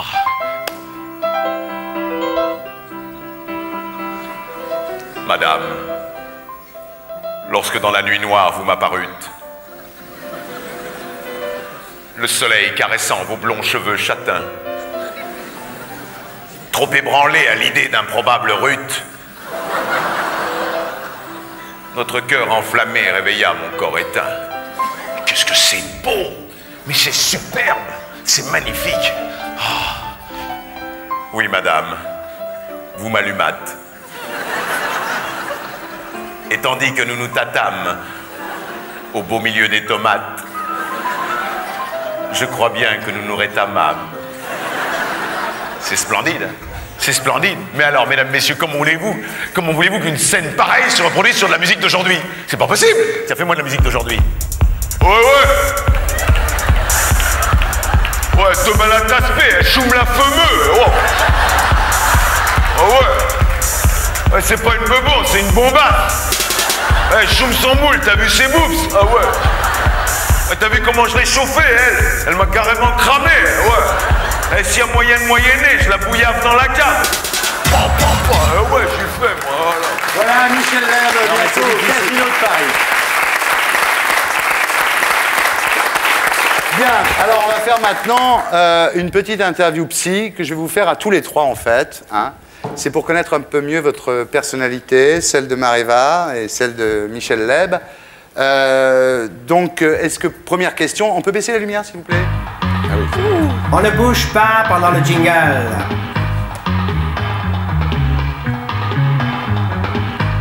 Voilà. On va commencer avec vous, Michel. Est-ce que vous êtes accro à l'alcool? Non. Non. À la cigarette? Non. Ah, vous n'êtes pas accro à la cigarette? Non, au cigare. Au cigare. Alors, en parlant de cigarette, je voudrais répondre à un email d'un garçon qui s'appelle Libéral 1, le mec qui s'appelle Libéral, pas très libéral.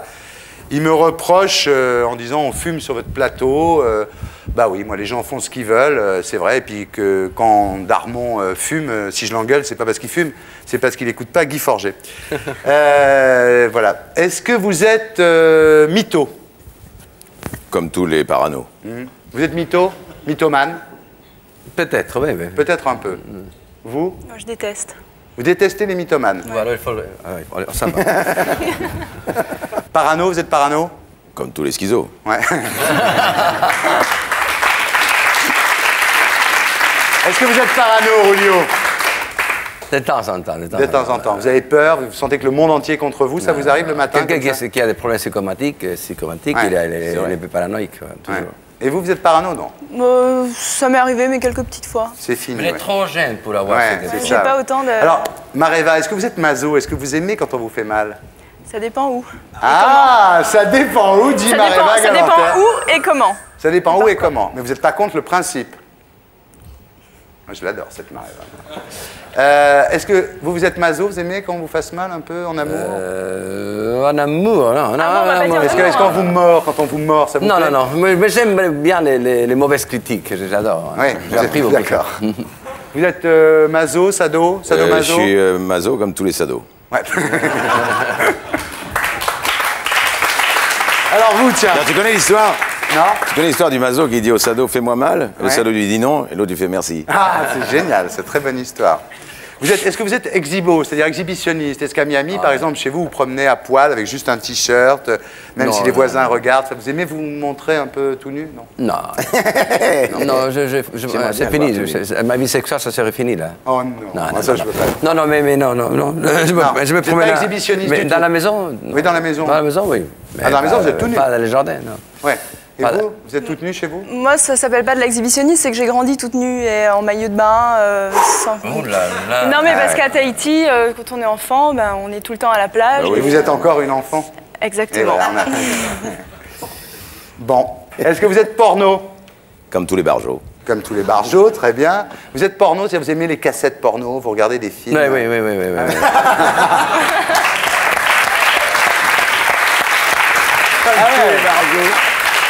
Et vous Moi, ça me choque un peu. Dernière question, est-ce que vous êtes Roulio? Ma maman est très rouillée. Merci. Ah, ça c'est sympa. C'est le seul truc qu'il fallait pas dire. Forget it.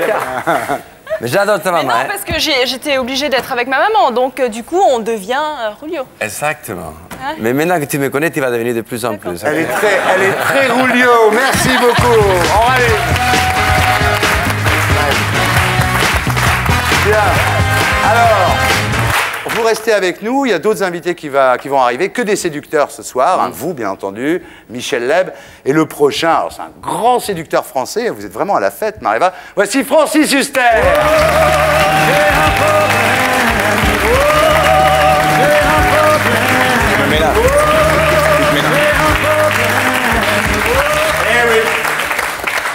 Francis Huster, bonsoir. C'est pas par hasard que le petit jingle qui accompagnait votre arrivée, c'était « J'ai un problème » parce que vous avez un problème et vous allez nous en parler. Vous êtes ravis, vous, hein? Ah, moi, j'adore. Vous avez les 3 plus beaux mecs possibles. Mais en fait, on m'a dit que c'était l'anniversaire de Roulio, que j'étais le cadeau de Roulio. Oui. Mais en fait, non, tous ces hommes sont pour Ah, vous êtes le cadeau de Roulio, oui, vous allez voir, vous n'avez Non. pas encore tout expliqué, là.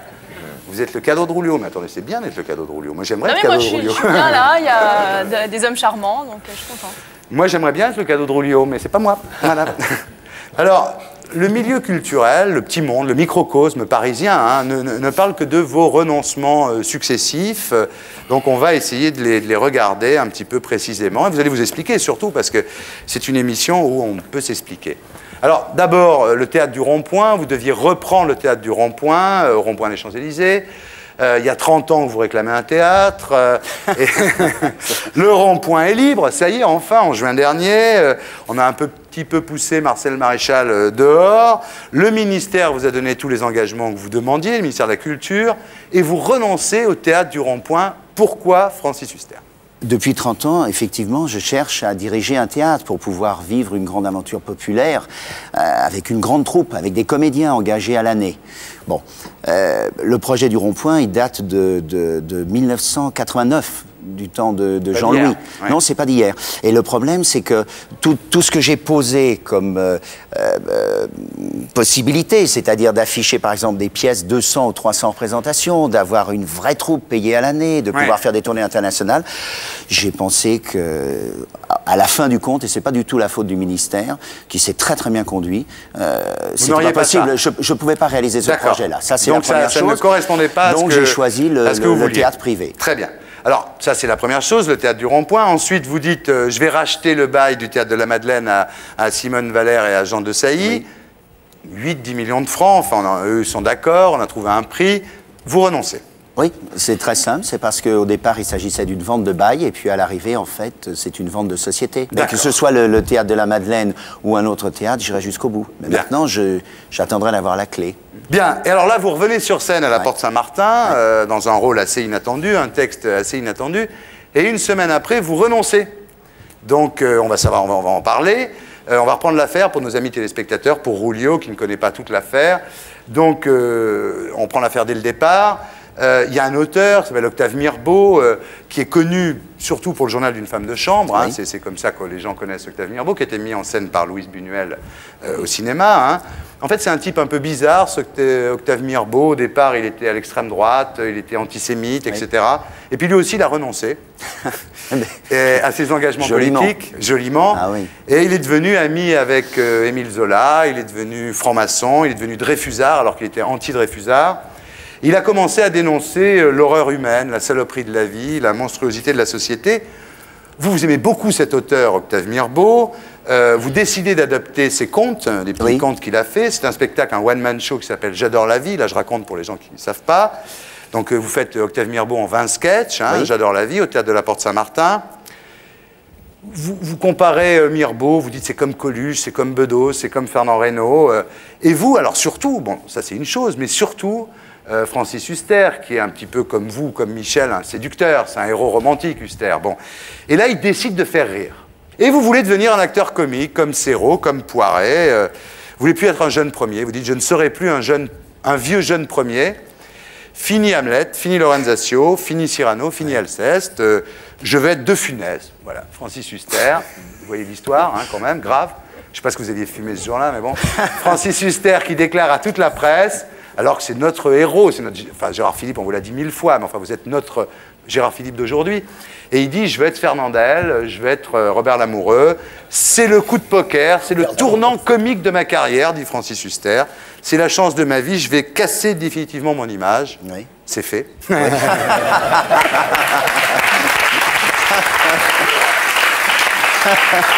Venez me voir, je suis à hurler de rire, dit-il, dans le journal du dimanche. Ouais. Et alors là, je vais en avoir fini, c'est un peu long, mais comme ça tout le monde a compris. À la Générale, bon, bah, des gens aussi sympas que Michel Drucker, il applaudit toujours Michel Drucker. Michel Drucker n'a pas applaudi, Nagui, il applaudit toujours Nagui, il n'a pas applaudi. C'était un peu le bide, et donc vous décidez de renoncer et passer à un autre spectacle. Moi j'étais là, hein, j'étais là. Alors vous étiez là, alors, et j'ai applaudi. Hein. Bon, j'ai applaudi beaucoup. Non, sérieux. Voilà. Parce que j'ai trouvé que c'était une performance exceptionnelle. Mais je sais, je l'ai vu. Bon voilà, donc là j'ai brossé le tableau, j'étais peut-être un petit peu long, mais comme ça au moins les gens ont les éléments, parce que tout le monde n'est pas au courant de cette affaire. Donc, pourquoi Mirbeau Est-ce que c'est pas une erreur, une erreur sur le jugement littéraire? Est-ce que Mirbeau finalement c'est pas... Vous dites que c'est mieux que Maupassant, est-ce que finalement c'est pas moins bien que Maupassant? Est-ce qu'il n'y a pas une erreur de casting? C'est-à-dire vous, finalement vous êtes un jeune premier romantique, même si ça vous emmerde à votre âge. Tout à fait bien, parce qu'on a le même. Hein. Voilà, est-ce que vous n'êtes pas gouré? Racontez-nous là. Non, c'est pas La parole est à Francis Huster. Voilà. Quand on fait une erreur, on la reconnaît. Et j'ai fait une énorme erreur. J'ai cru que je pouvais lire le bottin sur scène, je pouvais faire n'importe quoi et que le public me suivrait. En fait, il ne me suit pas. C'est-à-dire que depuis un mois, même avant la première représentation du Mirbeau, il n'y avait aucune collectivité. Vous n'avez pas les collectivités? Je commence, je n'ai pas les collectivités. On commence, il y a les places à demi-tarif, c'est bourré, c'est complet et vraiment... Parole d'honneur aussi, c'est à pisser de rire, les textes sont atroces, c'est pour ça que je parlais de Coluche, il y a un mec qui tue sa femme à coups de pompe, un autre qui tue une fille qui la viole à 10 ans, etc. Donc, gros succès, soir de la Générale. Les gens dans la Générale, Michel était là, ils ont été sidérés, parce qu'effectivement, j'avais raconté mes conneries dans la presse comme un con, comme Napoléon avant Waterloo étant persuadé de gagner, donc j'étais là, j'avais joué en plus le spectacle en festival, 10 fois un an avant, gros succès, critique, public, tout. Non, joué, vraiment, joué. Bon, et puis là-dessus, la Générale, je me dis, mais attends, il est siphonné, c'est pas drôle du tout, c'est terrifiant, c'est horrible, c'est Harakiri. Bon, et puis, le lendemain de la Générale, ça a continué le succès, et dès que les demi-tarifs se sont arrêtés, donc dès que le public populaire ne vient plus, j'ai eu un public de théâtre qui est venu, vous êtes venu. Je suis venu, les gens applaudissaient. Les gens applaudissaient. Je suis obligé de le dire.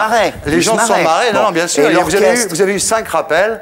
Alors que la pièce avait été décrétée. Je revenais humblement. Non, mais oui, alors que la pièce avait été. Vraiment. Je suis allé. Alors que la pièce avait été décrétée bide par tout le microcosme. Bah oui. Bon. Et alors en fait, le rouleau compresseur est parti, bien que le spectacle marche. Vraiment, il marche. Mais sans les jeunes, hein, je le précise. Les jeunes, pour eux, Mirbeau, savent pas ce que c'est. C'est là où est mon erreur. Parce que s'il n'y a pas les jeunes, je veux dire, un théâtre aussi grand que la Porte Saint-Martin, tu peux pas tenir. Donc on a programmé à partir du 7 octobre. En 594e représentation. Cette bonne vieille peste, c'est mon knock à moi. Ah ouais, la peste, vous l'avez joué. Alors j'espère que ceux qui n'étaient pas là, en 89, et le 14 octobre, Francis Huster interprétera la 600e. Le 7 octobre. Le 7 octobre, là, c'est la 600e. Pendant 3 semaines, les places seront à demi-tarif pour avoir ce public populaire. Votre épouse, Christiana Reali, la mère de votre enfant, elle l'a pris comment? Serge, je peux avoir ma petite lumière là parce que...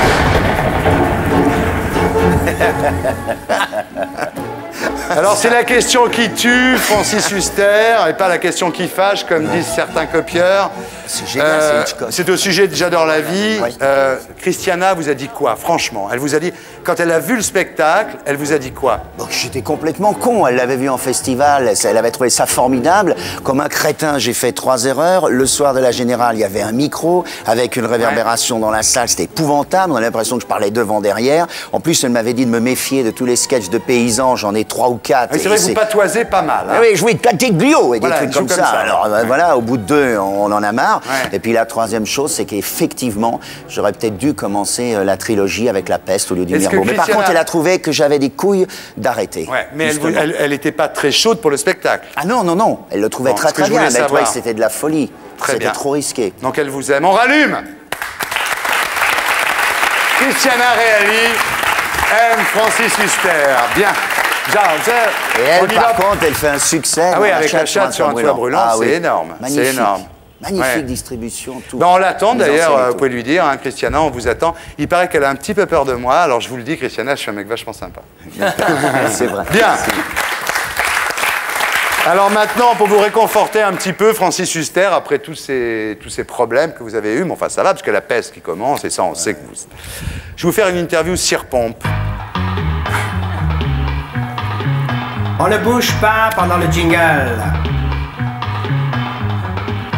Vous êtes sans doute, Francis Huster, l'un des meilleurs acteurs de votre génération. Des acteurs comme vous, il y en a un par siècle. Qui aujourd'hui pourrait réellement prétendre à votre succession? Je fais comme si je n'avais pas entendu, mais je pense que dans le style d'emploi, Toretton me paraît un acteur qui a un peu la même courbe, et puis Samuel Labarthe. Ouais, mais Toretton, je peux me permettre de vous dire, il est moins beau que vous. Bon, mais T'as de beaux yeux, tu sais. Bien, alors vous effectuez un parcours sans faute, on vient de le voir. Hein. Pour la rentrée 2001, vous nous avez prévu quoi en septembre prochain? Pour la rentrée 2001? Oui, bah oui. Peut-être, je retaperai encore le clou avec un spectacle. Je rêve depuis longtemps, et dis que c'est la vérité. Ouais. Chez Hutt, on n'arrête pas de le dire, de faire certains lame shows tous les deux ensemble. Ah ouais. Alors si jamais il y a un producteur qui veut prendre Ah, c'est bien comme idée. Nobody's perfect. Voilà. C'est génial. On ne sait pas qui fera qui, mais on réfléchira. On réfléchira. Ouais. Francis Huster, vous êtes conscient de votre charisme, hein, de votre charme fou, Maréva. Oui, non, mais moi je l'admire pas que pour son charme fou, je les trouve tellement beaux. Christiana Reali est magnifique et tous les deux. Moi je suis restée encore à Terre Indigo, que j'ai adoré. Vous êtes amoureuse du couple, vous? Non, je les trouve beaux. Eh ben disons, il n'y a que des gens beaux aujourd'hui. Hein. Putain, c'est... votre regard est assez envoûtant. Vous le savez, ça? Est-ce que vous en servez sur les gens? Est-ce que, par exemple, vous utilisez ce pouvoir de séduction que vous avez sur les gens? Non. Non? Ben non. Jamais? Ben non. Parce que des fois, je vois que vous fiez à votre bagou, alors qu'il suffirait que vous regardiez les gens avec ses yeux comme ça. Oui, c'est vrai, il faudrait que je ferme un peu plus ma gueule. Voilà. Vous êtes incroyablement sexy, Francis Huster. Comment est-ce que vous résistez aux sollicitations féminines? Comment est-ce que vous faites quand il y a une... Imaginez, bon, on n'est pas à la télé, hein, vous rencontrez Maréva dans une soirée, elle se jette sur vous, elle vous fait comprendre que, bon, voilà. Comment vous faites pour résister? Qu'est-ce que vous faites à ce moment-là? Vous avez une gousse d'ail dans la poche, un chapelet Ouais, je pense à Christiana. Ah ouais. C'est la chance de ma vie. C'est beau, c'est beau. Ah, c'est beau, ça. C'est vrai. Comment vous faites, vous imaginez que vous la rencontrez dans une boîte de nuit, elle est folle amoureuse de vous. Je pense à Christiana, c'est...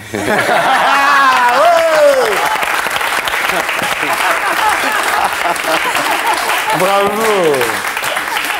Dites-moi, Francis Huster, on continue l'interview cire-pompe. Il a du pot, il peut toujours faire ça. Ah ben lui, je m'attendais à ça tout le temps. Oui, bah oui. C'est la star internationale. C'est bien quand on est star internationale. Voilà. On a le droit de tout faire. Tout Paris bruise de vos exploits. On dit que vous êtes un super coup. Est-ce que c'est vrai, Francis Huster? Ouais. Là, je pense à Christiana. Vous êtes le plus heureux des hommes, non? Oui, c'est vrai. Vous n'avez pas de problème dans la vie? Non, aucun problème. Donc cette histoire de Mirbeau, c'est pas un souci? Oh ben non, mais non. Ah non, puis en plus, c'est vrai, je me sens grandi de défendre Mirbeau. Il faut. Ben, bon, quelqu'un réussira là où j'ai échoué, mais vraiment... Je veux pas couteau dans la plaie, mais vous êtes sûr que c'est aussi bien que ça, Mirbeau? Si, c'est fantastique. Bon d'accord, il n'y a rien à faire, on rallume. Si, c'est extraordinaire.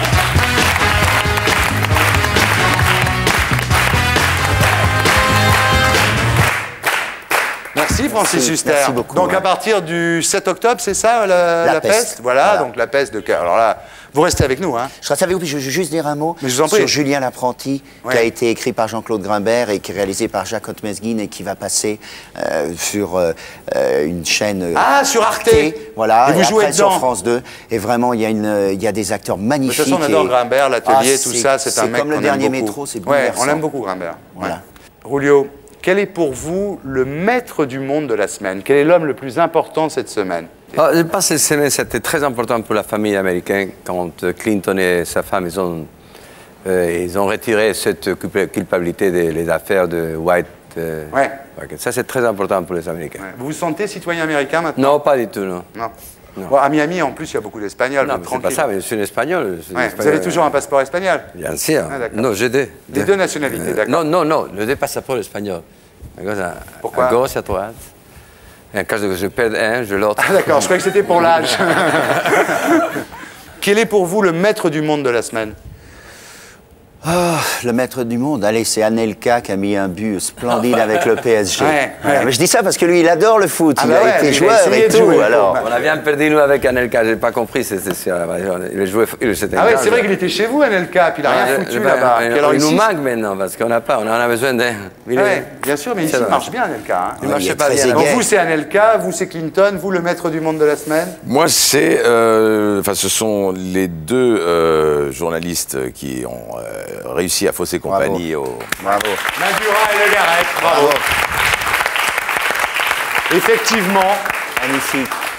Ils ont quitté l'endroit où ils étaient captifs à Jolo parce qu'il n'y avait pas France 2 et je dois dire qu'effectivement c'est bien. Ils sont cassés en courant, ils s'en sont sortis par eux-mêmes. Ils ont compté sur personne. Voilà. Génial. Et vous, le maître du monde de la semaine, c'est qui? Il m'a piqué mon idée. Ah ben non, mais attendez, on est tous d'accord pour dire Madura. Moi j'avais soit eux, soit Laurent Ruquier qui a battu de Chavannes.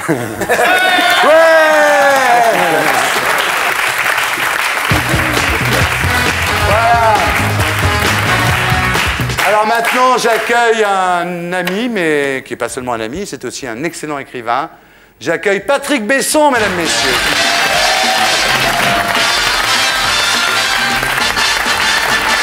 Bonsoir. Julio Iglesias, Mareva Galanter, Francis Huster, Michel Leb, Patrick Besson. Ça va, Patrick? Ça va, ça va. Alors, vous êtes écrivain, vous êtes journaliste. Journaliste au quotidien, vous avez été journaliste au quotidien de Paris, à Art, à France Culture, au Figaro, à l'Humanité. Aujourd'hui, vous êtes au Figaro littéraire et au Figaro Magazine. Vous travaillez aussi au journal Voici. Vous rencontrez des gens dans Voici. Oui, c'est ça. C'est-à-dire, j'essaie d'avoir un peu la bande-son de gens quand ils ne font pas attention à ce qu'ils disent. Voilà. Alors, je leur pose des questions, mais ce n'est pas toujours leur réponse que je garde dans mon papier. Mais c'est la plupart du temps bienveillant. Bien je trouve sûr. que dans les interviews de la presse, on a tendance à passer un rouleau compresseur sur ce que disent les gens, à les faire parler trop bien, à perdre... justement, ça à nettoyer un peu trop, ouais. Et moi, je trouve tout part du son, à la littérature, comme le journalisme, comme tout. Donc, moi, j'essaie de capter un peu leur musique. Alors vous dites en parlant de Voici, écrire dans Voici est un acte profondément littéraire et politique, parce que Voici est ce que n'est plus l'humanité. Attention au paradoxe de Patrick Besson. C'est un journal écrit par des pauvres, lu par des pauvres, où on emmerde les riches. Donc ça a ça de commun avec l'humanité. Mais en plus, les riches gagnent encore plus d'argent en étant emmerdés dans ce journal de pauvres pour les pauvres, puisqu'ils attaquent et qu'ils gagnent tout le temps. Puisqu'il y a une loi en France qui fait que dès que tu parles de la vie privée de quelqu'un, de toute façon, tu perdras le procès qu'il te fera ou ne te fera pas, parce qu'il y a des gens qui n'attaquent pas la presse. Julio Iglesias, est-ce qu'en Espagne, il y a beaucoup de journaux comme ça, de la presse un peu à scandale? Est-ce que vous avez été victime de ça, vous? Non, pas du tout. Je suis toujours complice de la presse, moi. J'adore la presse avec complicité, oui. C'est pas un problème pour moi. Moi, je sais ce sujet de tout. Alors, vous êtes évidemment écrivain. Vous avez écrit vos premières nouvelles à l'âge de 14 ans. Premier livre à 16 ans, publié à 18, Les petits mots d'amour. Deuxième livre quelques mois plus tard, après le premier.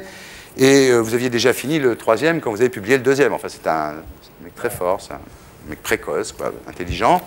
Vous êtes à combien de livres aujourd'hui? Bon, une quarantaine. Une quarantaine de livres. Oh bah c'est pas énorme. Hein. Bah non, il a fait 77 albums. Ça, c'est le 77e album. Vous êtes à 40 bouquins. Non, mais il y a eu une mode comme ça qui s'est installée, comme quoi les écrivains ne devaient pas écrire trop, mais ça n'a jamais pas du tout été le cas. D'ailleurs, Mirbeau, dont on parlait tout à l'heure, est un très bon exemple. Il a écrit énormément. Donc vous n'êtes pas spécialement polygraphe. Non, en plus, j'aime pas tellement écrire. Enfin, c'est un acte pénible, difficile. C'est votre moyen de gagner votre vie, mon garçon. Il faut bien faire quelque chose en même temps. C'était la seule chose Alors, que je savais. Vous avez eu des prix littéraires, bien entendu. Vous avez eu le prix Renaudot, vous avez eu le grand prix du roman de l'Académie française pour Dara. Jamais le Goncourt. Jamais. Non, puis maintenant, c'est foutu parce que après l'Académie et le Renaudot, c'est pas possible. À moins de... On l'appelle Goncourator. Oui, ça, c'est je dis à chaque fois qu'il vient dans une émission, ça me fait tellement rire. Goncourator, parce qu'il a tout le temps essayé d'avoir le Goncourt, il ne l'a jamais eu. Non, mais en fait, personne n'a jamais essayé d'avoir le Goncourt, puisque c'est pas l'ENA ni Sciences Po, on ne se présente pas. Donc les 400 romanciers qui viennent de publier un livre là cette année, eh bien, il concourt pour le concours sans s'y présenter, si tu veux. C'est pas comme le conservatoire. Donc, on ne peut pas le rater, le concours. On peut juste ne pas l'avoir. Ouais. C'est un concours, un examen qui se rate. C'est pas le concours. Donc, oui, c'est vrai. Donc, dire de quelqu'un qu'il a raté le concours, c'est pas... surtout pour moi, qu'il ait raté si souvent. Oui. Ceci étant, ça ne vous empêche pas, Patrick Besson, de vraiment de tout donner à la littérature, d'une certaine façon. Vous avez dit l'écriture est un substitut à tout, même aux femmes. Bah oui, que faire quand on n'a pas de femme? Écrire un livre où il y a une femme dedans. Voilà. Bon, on va faire un peu de promo, mes enfants. Zoom, zoom. Voilà, c'est le nouveau livre de Patrick Besson qui s'appelle « Accessible à certaines mélancolies ». Alors là, vous n'avez jamais expliqué, parce que moi, je ne comprends pas. Soit c'est accessible à une certaine mélancolie, soit c'est accessible à certaines mélancolies avec un S à certaines et un S à mélancolie, mais accessible à certaines mélancolies, il y a une faute d'orthographe. Mais non, d'abord ce serait une faute de grammaire, ce serait pas une faute d'orthographe. Et ensuite...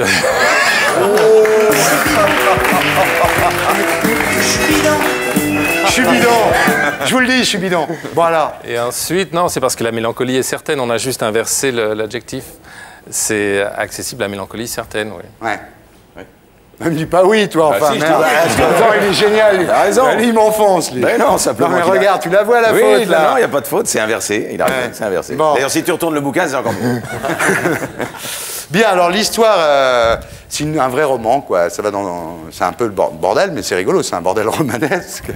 C'est l'histoire de Milan Kanovas, qui est journaliste d'origine slave. Votre mère est... Et sa mère, à lui, est tchèque. Ouais. Et voilà. Et vous, c'est croate. Voilà. Donc il est comme écartelé, comme ça, entre ses femmes, ses maîtresses, ses amants. En fait, ses amants, ses enfants. Oui, parce que là, lui, il n'a pas du tout d'amant. Il se trouve que non. Je vous confonds avec un autre écrivain. En fait, non, il cherche quelqu'un à aimer. Oui, en fait, son histoire, c'est que... Enfin, c'est un homme de 40 ans qui fait un peu le point sur sa vie, parce que 40 ans, c'est le moment où on a plus de passé que d'avenir, en quelque sorte, où le passé, en quelque sorte, prend une consistance qu'il n'avait pas avant. Et donc, il se met à vivre d'une vie presque aussi forte que le présent ou l'avenir. Et donc, il fait une espèce de tour de son passé, il se rend compte qu'il n'a jamais vraiment aimé personne, en fait. Et il va rencontrer la femme de sa vie. Bon, il se trouve qu'au même moment... Lui, sa femme, elle lui annonce deux choses. Elle lui dit, j'ai une bonne nouvelle et une mauvaise nouvelle. La bonne nouvelle, c'est que je suis enceinte. La mauvaise, c'est que j'ai un cancer. Ouais. Et lui, il lui dit, t'es pas dyslexique, là? Oui, il lui dit, t'es pas dyslexique. La bonne nouvelle, c'est que t'as un cancer. La mauvaise, c'est que t'es enceinte. Ouais. Mais tout de suite après, alors elle est folle de rage. Elle explose. Elle lui dit, mais non, tu sais bien que c'est la dédramatisation par l'humour. Ouais. Parce qu'effectivement, quand quelqu'un a un malheur, je dirais la pire chose à faire, c'est de le plaindre. Ouais. Parce que c'est en effet l'enfoncer encore dans son malheur, lui renvoyer le malheur dans la figure. Donc ce qu'il faut faire, enfin, de mon point de vue, c'est toujours comme ça que j'ai opéré. C'est peut-être pas la bonne méthode. Mais c'est essayer de l'éloigner de sa souffrance et de rapetisser, en quelque sorte, sa souffrance. Et il tombe amoureux d'une femme qui a un mari handicapé et deux petites filles. Voilà. Et c'est comment cet homme et cette femme qui s'adorent, mais qui ont des obstacles incommensurables, parce que comment quitter une femme qui a un cancer et comment quitter un mari handicapé, et à travers les bousculades de l'histoire et les drames auxquels ils sont confrontés, eh ben, ils vont réussir à atteindre cet instant magique pour un couple qui se forme, c'est-à-dire de pouvoir prendre le petit déjeuner le matin ensemble, sans rien devoir à personne, sans avoir peur d'un avocat, c'est-à-dire que pour arriver à cette phrase, sans avoir peur de personne. Pour arriver à la phrase « tu veux un café ?» ça a pris beaucoup de temps. Quoi. Voilà, et c'est ce que je raconte. L'idée du livre, c'est que l'amour doit se gagner comme on gagne la liberté, comme on gagne sa raison. Vous avez en face de vous, Patrick Besson, un expert, je dirais, en amour. Un professionnel. Un grand professionnel. Un grand professionnel. Bien, alors... Vous avez des phrases, bon effectivement, vous avez un style, un ton qui n'est pas nouveau, puisque ça fait 40 livres. Page 12, il trompait Geneviève une fois par mois maximum. Est-ce d'ailleurs tromper une femme que de coucher avec une autre? Oui, parce que lui, il soutient que tromper vraiment une femme, c'est la tromper avec un homme. Parce qu'une femme, ça ressemble quand même beaucoup à une femme. Il la trompe, il couche quand même avec une femme. Oui, c'est une bonne théorie. Qui est comme la sienne, en quelque sorte. Alors que c'est une bonne théorie. Il y a la théorie de Michel Leb, qui est la fidélité, c'est dans la tête. Le reste, on peut faire ce qu'on veut. Il y a la théorie de Besson, qui est de dire, tant que c'est avec une femme, on ne trompe pas sa femme, puisque c'est toujours une femme.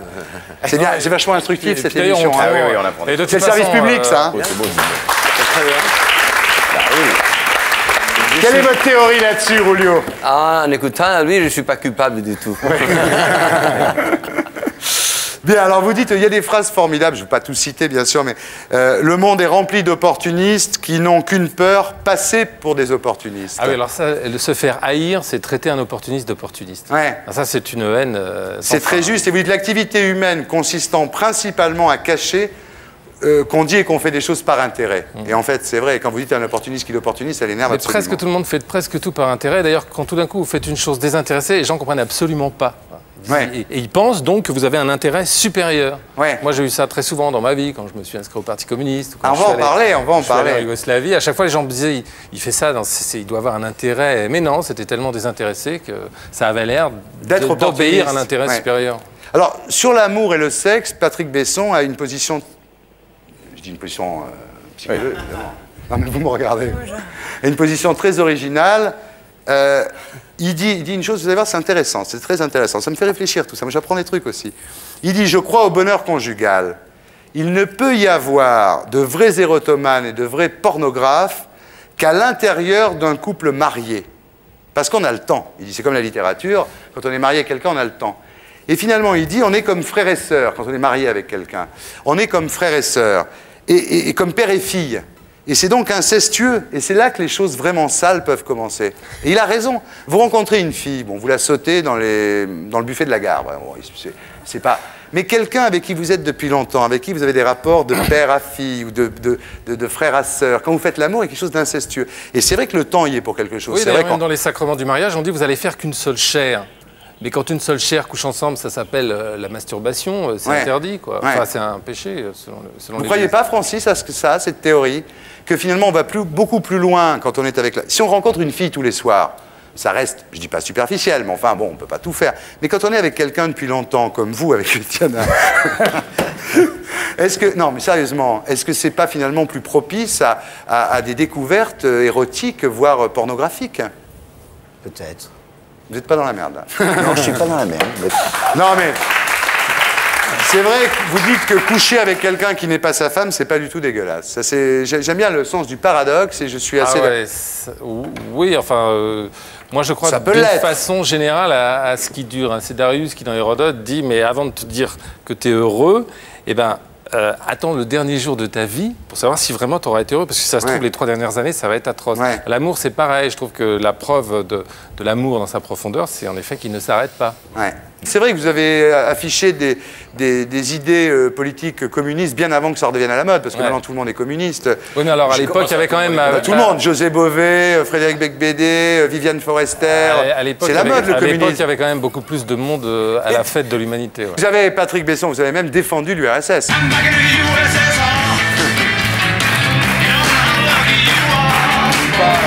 Ah non, c'est vrai, vous avez défendu l'URSS. Oui, j'ai défendu l'URSS. C'est vrai que depuis qu'il n'y a plus d'URSS, les hommes russes ont perdu en moyenne 20 ans d'espérance de vie. Alors bon... Voilà. Je sais, ça jette un froid, mais... Bah, ça jette un froid, oui. Vous dites aussi, en parlant de la Yougoslavie, vous dites, à l'époque, c'était la paix.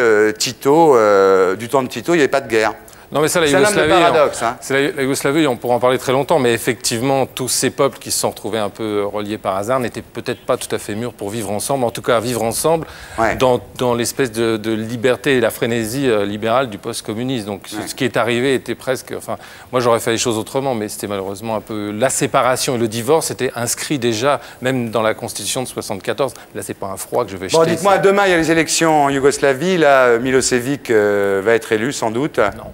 Non? Je pense pas. Vous pensez pas? Tous les sondages donnent Kostunica vainqueur, donc j'imagine que... vous êtes bien énervé à l'époque de la guerre du Kosovo en disant tous les Occidentaux disent que c'est pas vous les Serbes qu'on vise, c'est Milosevic, mais alors pourquoi ils bombardent les Serbes? Ce qui m'a énervé à la guerre du Kosovo, c'est que je pensais que c'était pas la peine de bombarder ni la Yougoslavie ni le Kosovo. Il s'agissait de faire une partition, mettre les Albanais du Kosovo d'un côté et les Serbes de l'autre, puisque tous les deux avaient le droit de vivre au Kosovo. Et c'est exactement la solution à laquelle on est arrivé, à savoir qu'on a bombardé. Maintenant, les Serbes sont à Mitrovica, les Albanais sont ailleurs. Donc, en fait, on a fait une partition. J'aurais préféré qu'on la fasse sans tuer des milliers de gens, c'est tout. Dernier mot sur la politique. L'Irak, vous faites partie d'un groupe, un avion pour l'Irak. Non, parce que là, je vais encore jeter un plus grand froid. Allez-y, allez-y. Il y a 126 enfants irakiens qui meurent tous les jours à cause des sanctions qu'on fait subir à des gens qui n'étaient même pas nés à l'époque où Saddam Hussein a envahi le Koweït. Donc, de toute façon, les embargos sont toujours improductifs, puisque le dictateur, dans ces cas-là, il garde toute l'économie. Donc, il n'y a aucun moyen à une opposition de travailler avec l'étranger, de se renforcer et puis de renverser le pouvoir. Donc, aussi bien en Yougoslavie qu'en Irak, qu'à Cuba, l'embargo a toujours maintenu un dictateur ou tel. Donc, il y a ça, 26 enfants. Donc, pour moi, l'embargo, c'est presque une arme technique pour tuer seulement les innocents, ce qui quand même est... Julio Iglesias, vous êtes ambassadeur à l'UNICEF. Je suis très d'accord avec ça. Voilà, c'est important de... C'est vrai qu'ils payent un peu pour des choses que ces pauvres enfants n'ont pas commises, évidemment. Vous savez, en parlant des enfants, c'est comme des images. On arrive le soir, on est à la maison, on voit des images de petites qui meurent tous les jours. Lendemain, on a oublié. Ouais. Le problème de toutes ces histoires qu'on raconte ici, c'est qu'en parlant, on peut faire un peu de la conscience. Mais la réalité, c'est qu'il y a 35 000 enfants que tous les jours meurent. Vous aussi, Michel Leb, on n'est pas là pour dire tout ce qu'on fait dans les causes humanitaires les uns et les autres, mais enfin, vous faites un concert contre la leucémie, enfin pour aider la recherche contre la leucémie. Exactement. C'est quand ? Ce concert aura lieu le 23 octobre au Casino de Paris. Ouais. Et on fait un concert, enfin c'est un spectacle où ils sont réunis pour la première fois pour une cause humanitaire comme la leucémie, qui a besoin vraiment beaucoup d'argent pour continuer la recherche.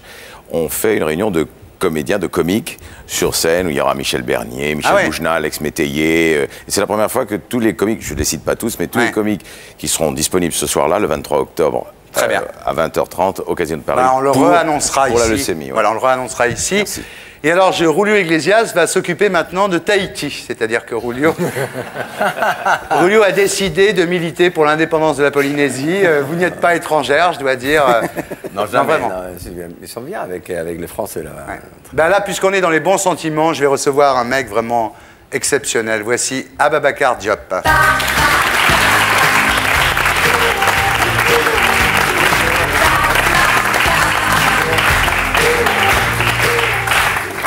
Voilà, Ababakar Diop, qui est un homme exceptionnel et qui a vécu une aventure extraordinaire. On ne bouge pas pendant le jingle.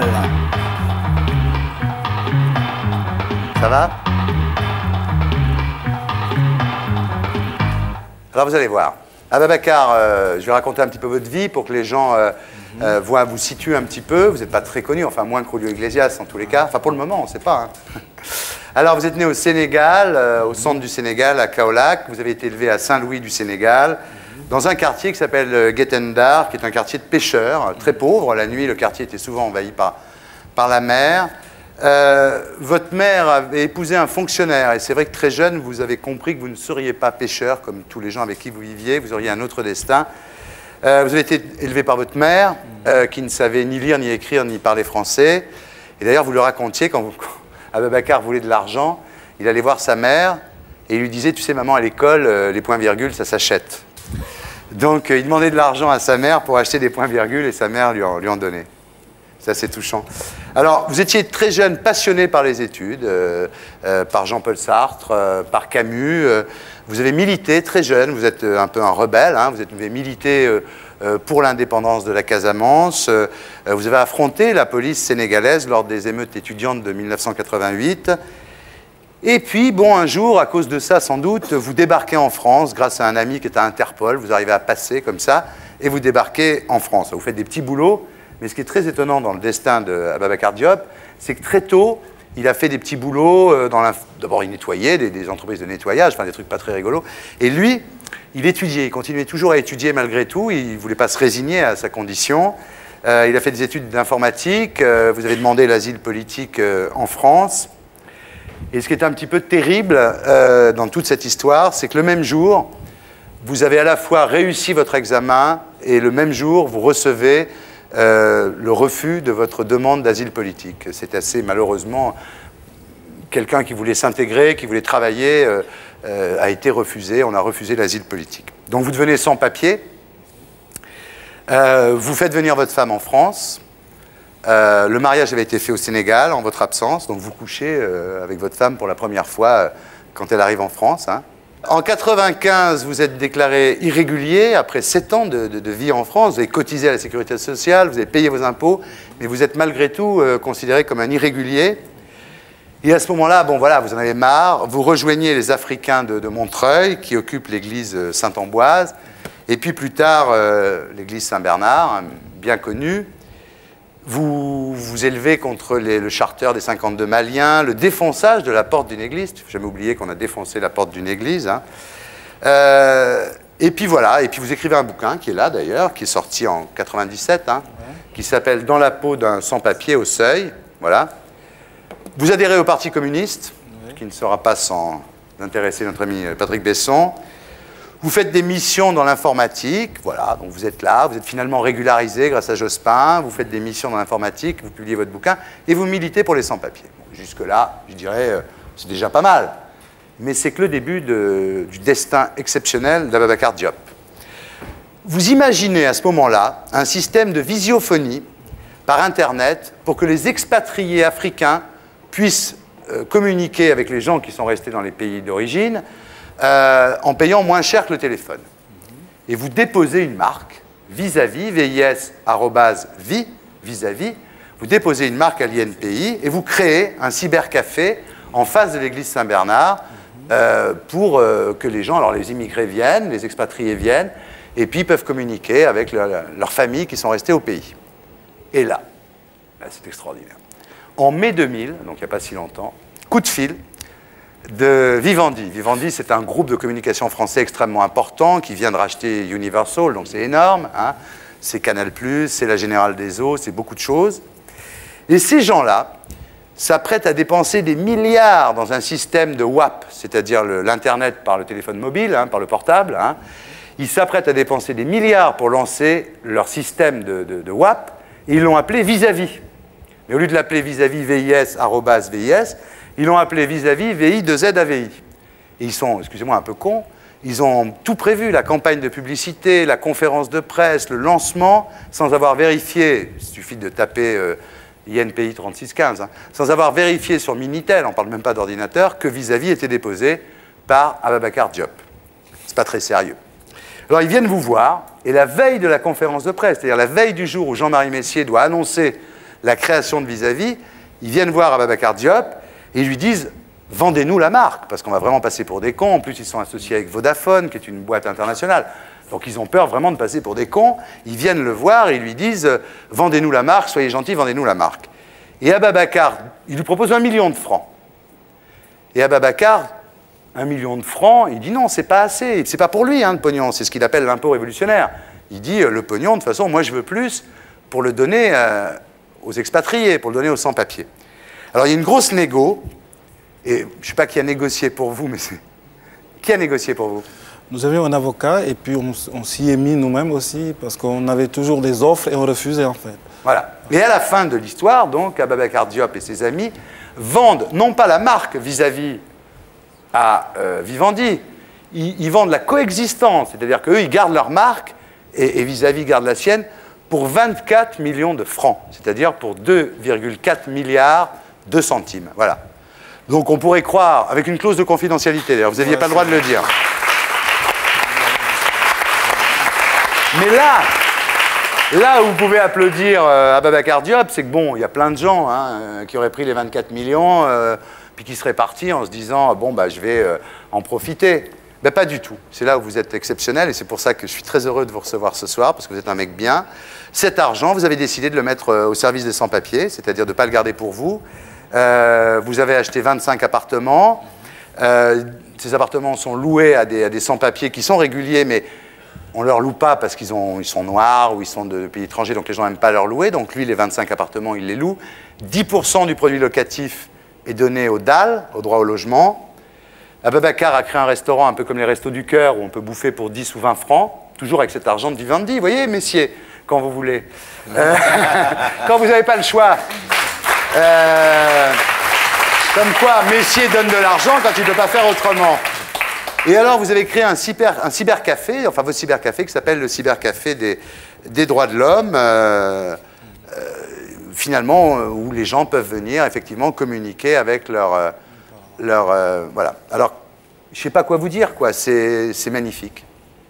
Bah, c'est tout à fait naturel. Quand on a vécu dans un certain nombre de situations avec des sans-papiers, avec des personnes, je veux dire, même des personnes qui sont avec des papiers, des Français qui ont aidé, Je souhaitais simplement que cet argent soit réinvesti autrement.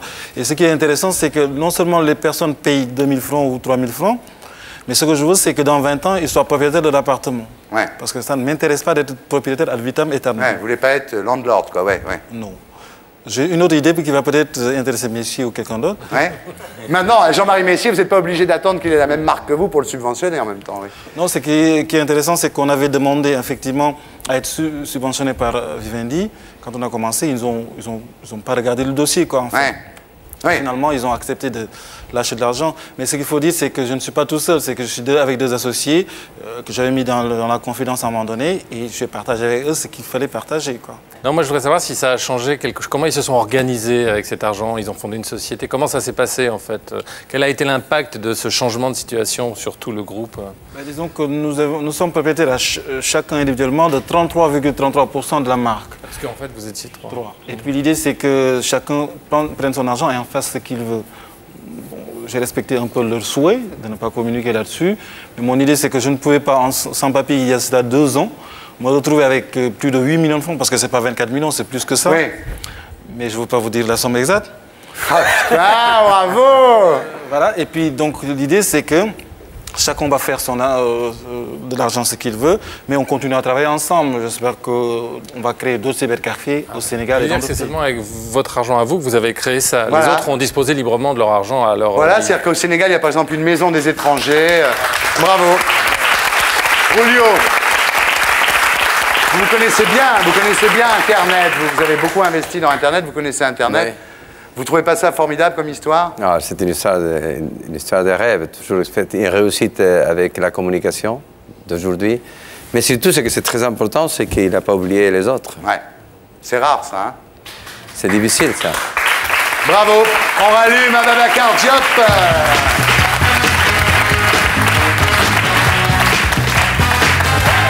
Merci, bravo. On est très heureux de vous recevoir. Merci. Vous avez été très courageux. Alors maintenant, on va passer au blind test. Vous êtes prêts? Alors j'appelle Michael, parce que vous savez que si nos invités ne peuvent pas répondre, c'est le public qui répond. Il y a quelqu'un qui a gagné pendant 2 semaines de suite. La première semaine, il avait les cheveux longs. La deuxième semaine, il avait les cheveux courts. Cette semaine, il a les cheveux blonds. C'est Michael!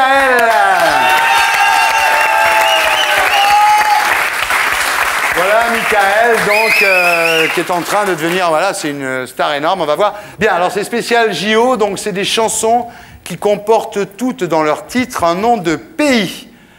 Il faut me dire l'interprète. Didier, s'il te plaît. Ouais, Besson. Bruce Springsteen, Born in the USA, Patrick Besson. T'étais juste derrière Besson à une demi-seconde, mais oui, c'est ça. Donc c'est les USA, premier pays, attention Julio Iglesias. Deuxième chanson. Vacances en Italie, ah non mais c'est... Ouais. Autour de Lucie. C'est pas vacances. Enzo. C'est pas vacances. C'est quoi? C'est l'Italie, mais c'est pas vacances. C'est voyage en Italie. Bravo Michael. Désolé. Patrick Besson, désolé, c'est voyage en Italie. C'est Lily Cube. Bravo Michael, il révise Michael. Chanson numéro 3. David Bowie. China Girl. Bravo Besson. Bravo. China Girl, David Bowie. Là, c'est pas bien. Pas mal Besson, hein. Chanson numéro 4. France Gall. Qui a dit France Gall? Moi. C'est quoi le titre? Hong Kong Star. Révélation Olivier.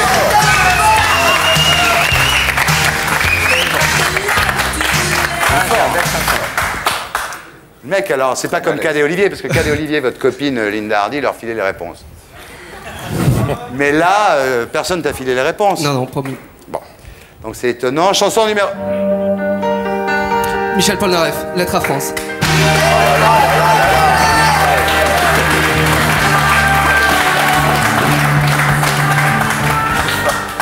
Michel Polnareff, Lettre à France. Ah oui, je crois que là, moi j'ai trouvé mon maître, personnellement. 6e chanson. C'est au Brésil, c'est pas quoi ça? Il n'y a pas de mélodie là. c'est... Du Sundur, mais c'est pas ça. Non.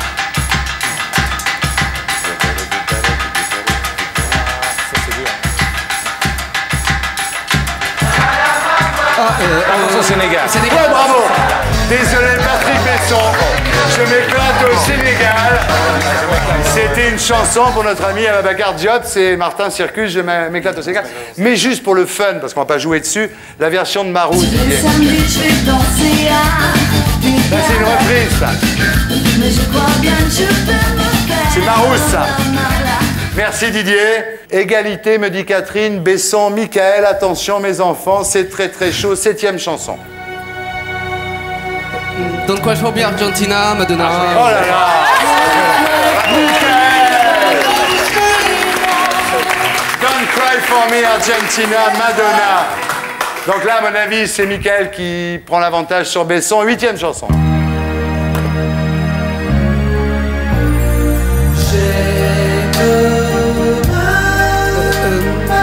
Alain Chamfort. Alain Chamfort, Malaise en Malaisie.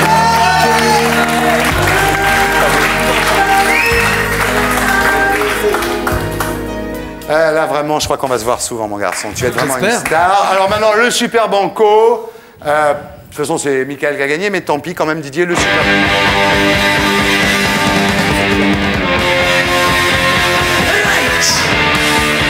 Marilyn Manson.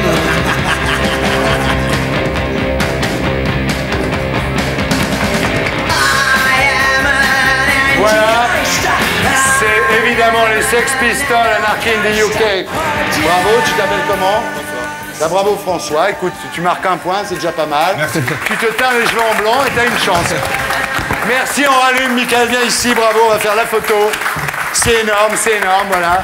Didier, voilà, très bien, la photo, Serge. Voilà, bravo. Je te fais une bise. Voilà. Le mec est super étonnant quand même, hein. Voilà, ben merci beaucoup. C'était Tout le monde en parle.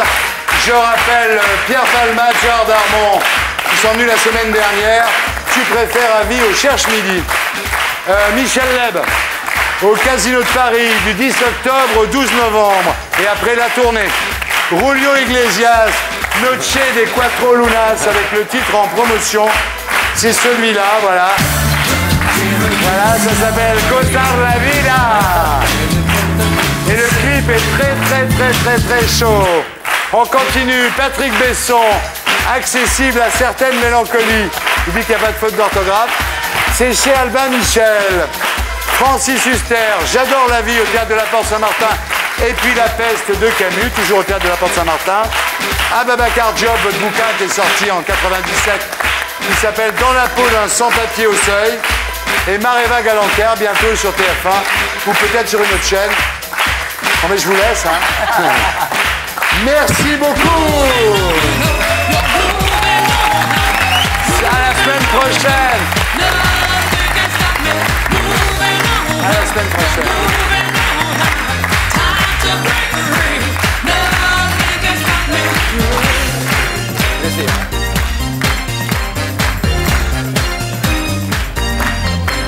They brag a man has walked in space, but you can't even find my place.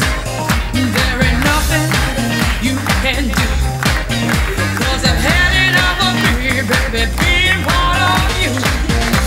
Just who do you think you are?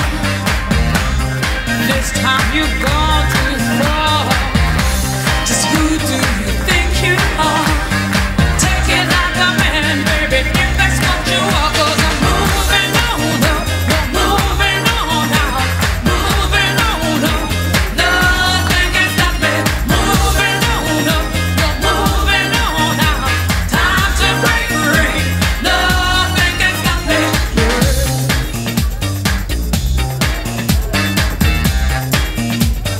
I got blisters on my fingers. Et pour être sûr de ne rien rater de Inarditube, abonnez-vous et mettez un pouce bleu.